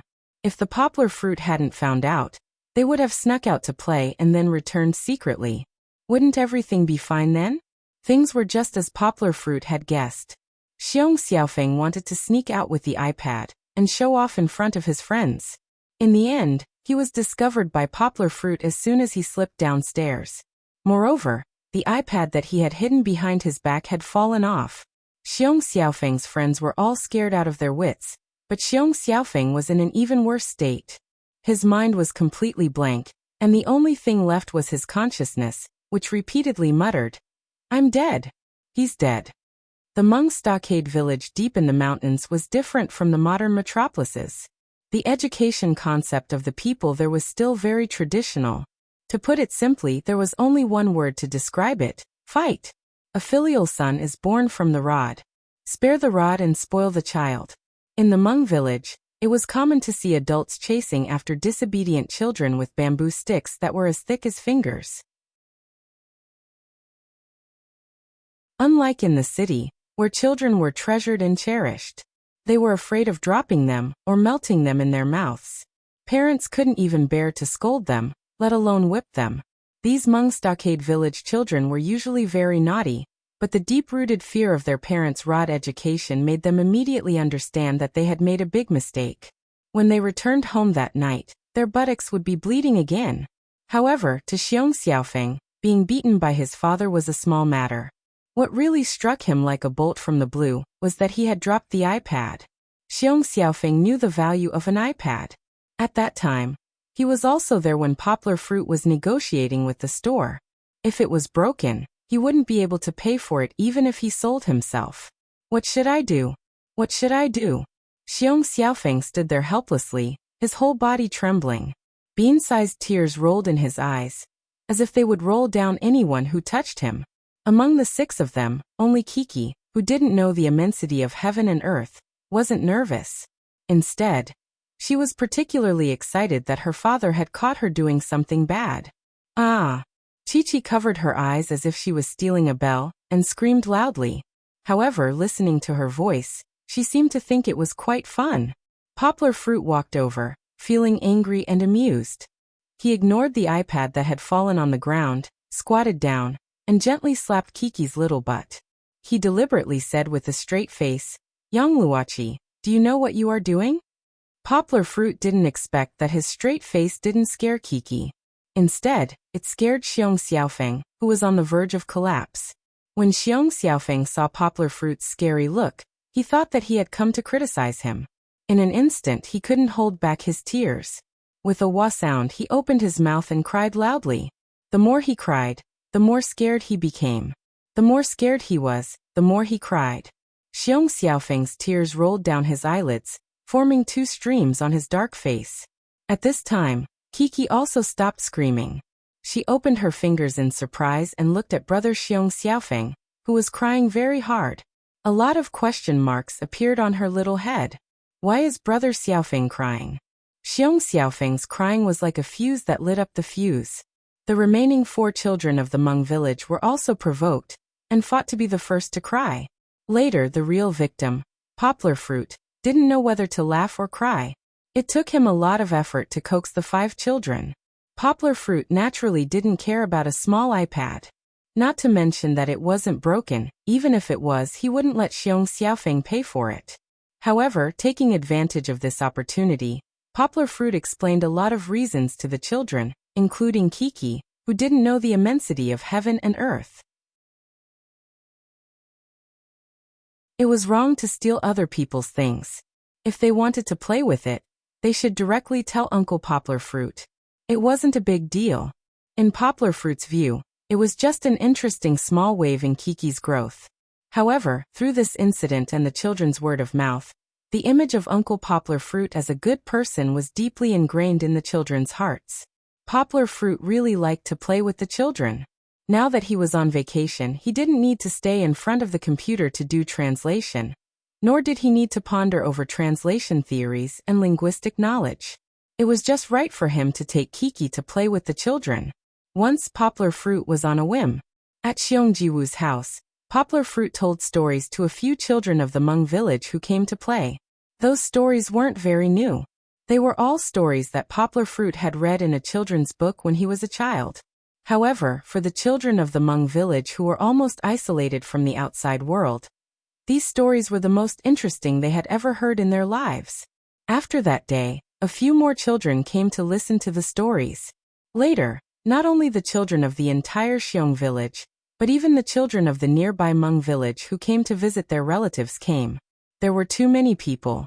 Xiong Kahu quickly asked someone to clean up the classroom of the elementary school that had been abandoned for a while. He then asked Poplar Fruit to go there and tell the children stories. Poplar Fruit later joked that it was Daddy Yang's big lecture room. If it were someone else, they would probably be a little overwhelmed. However, Poplar Fruit became more and more energetic as he spoke.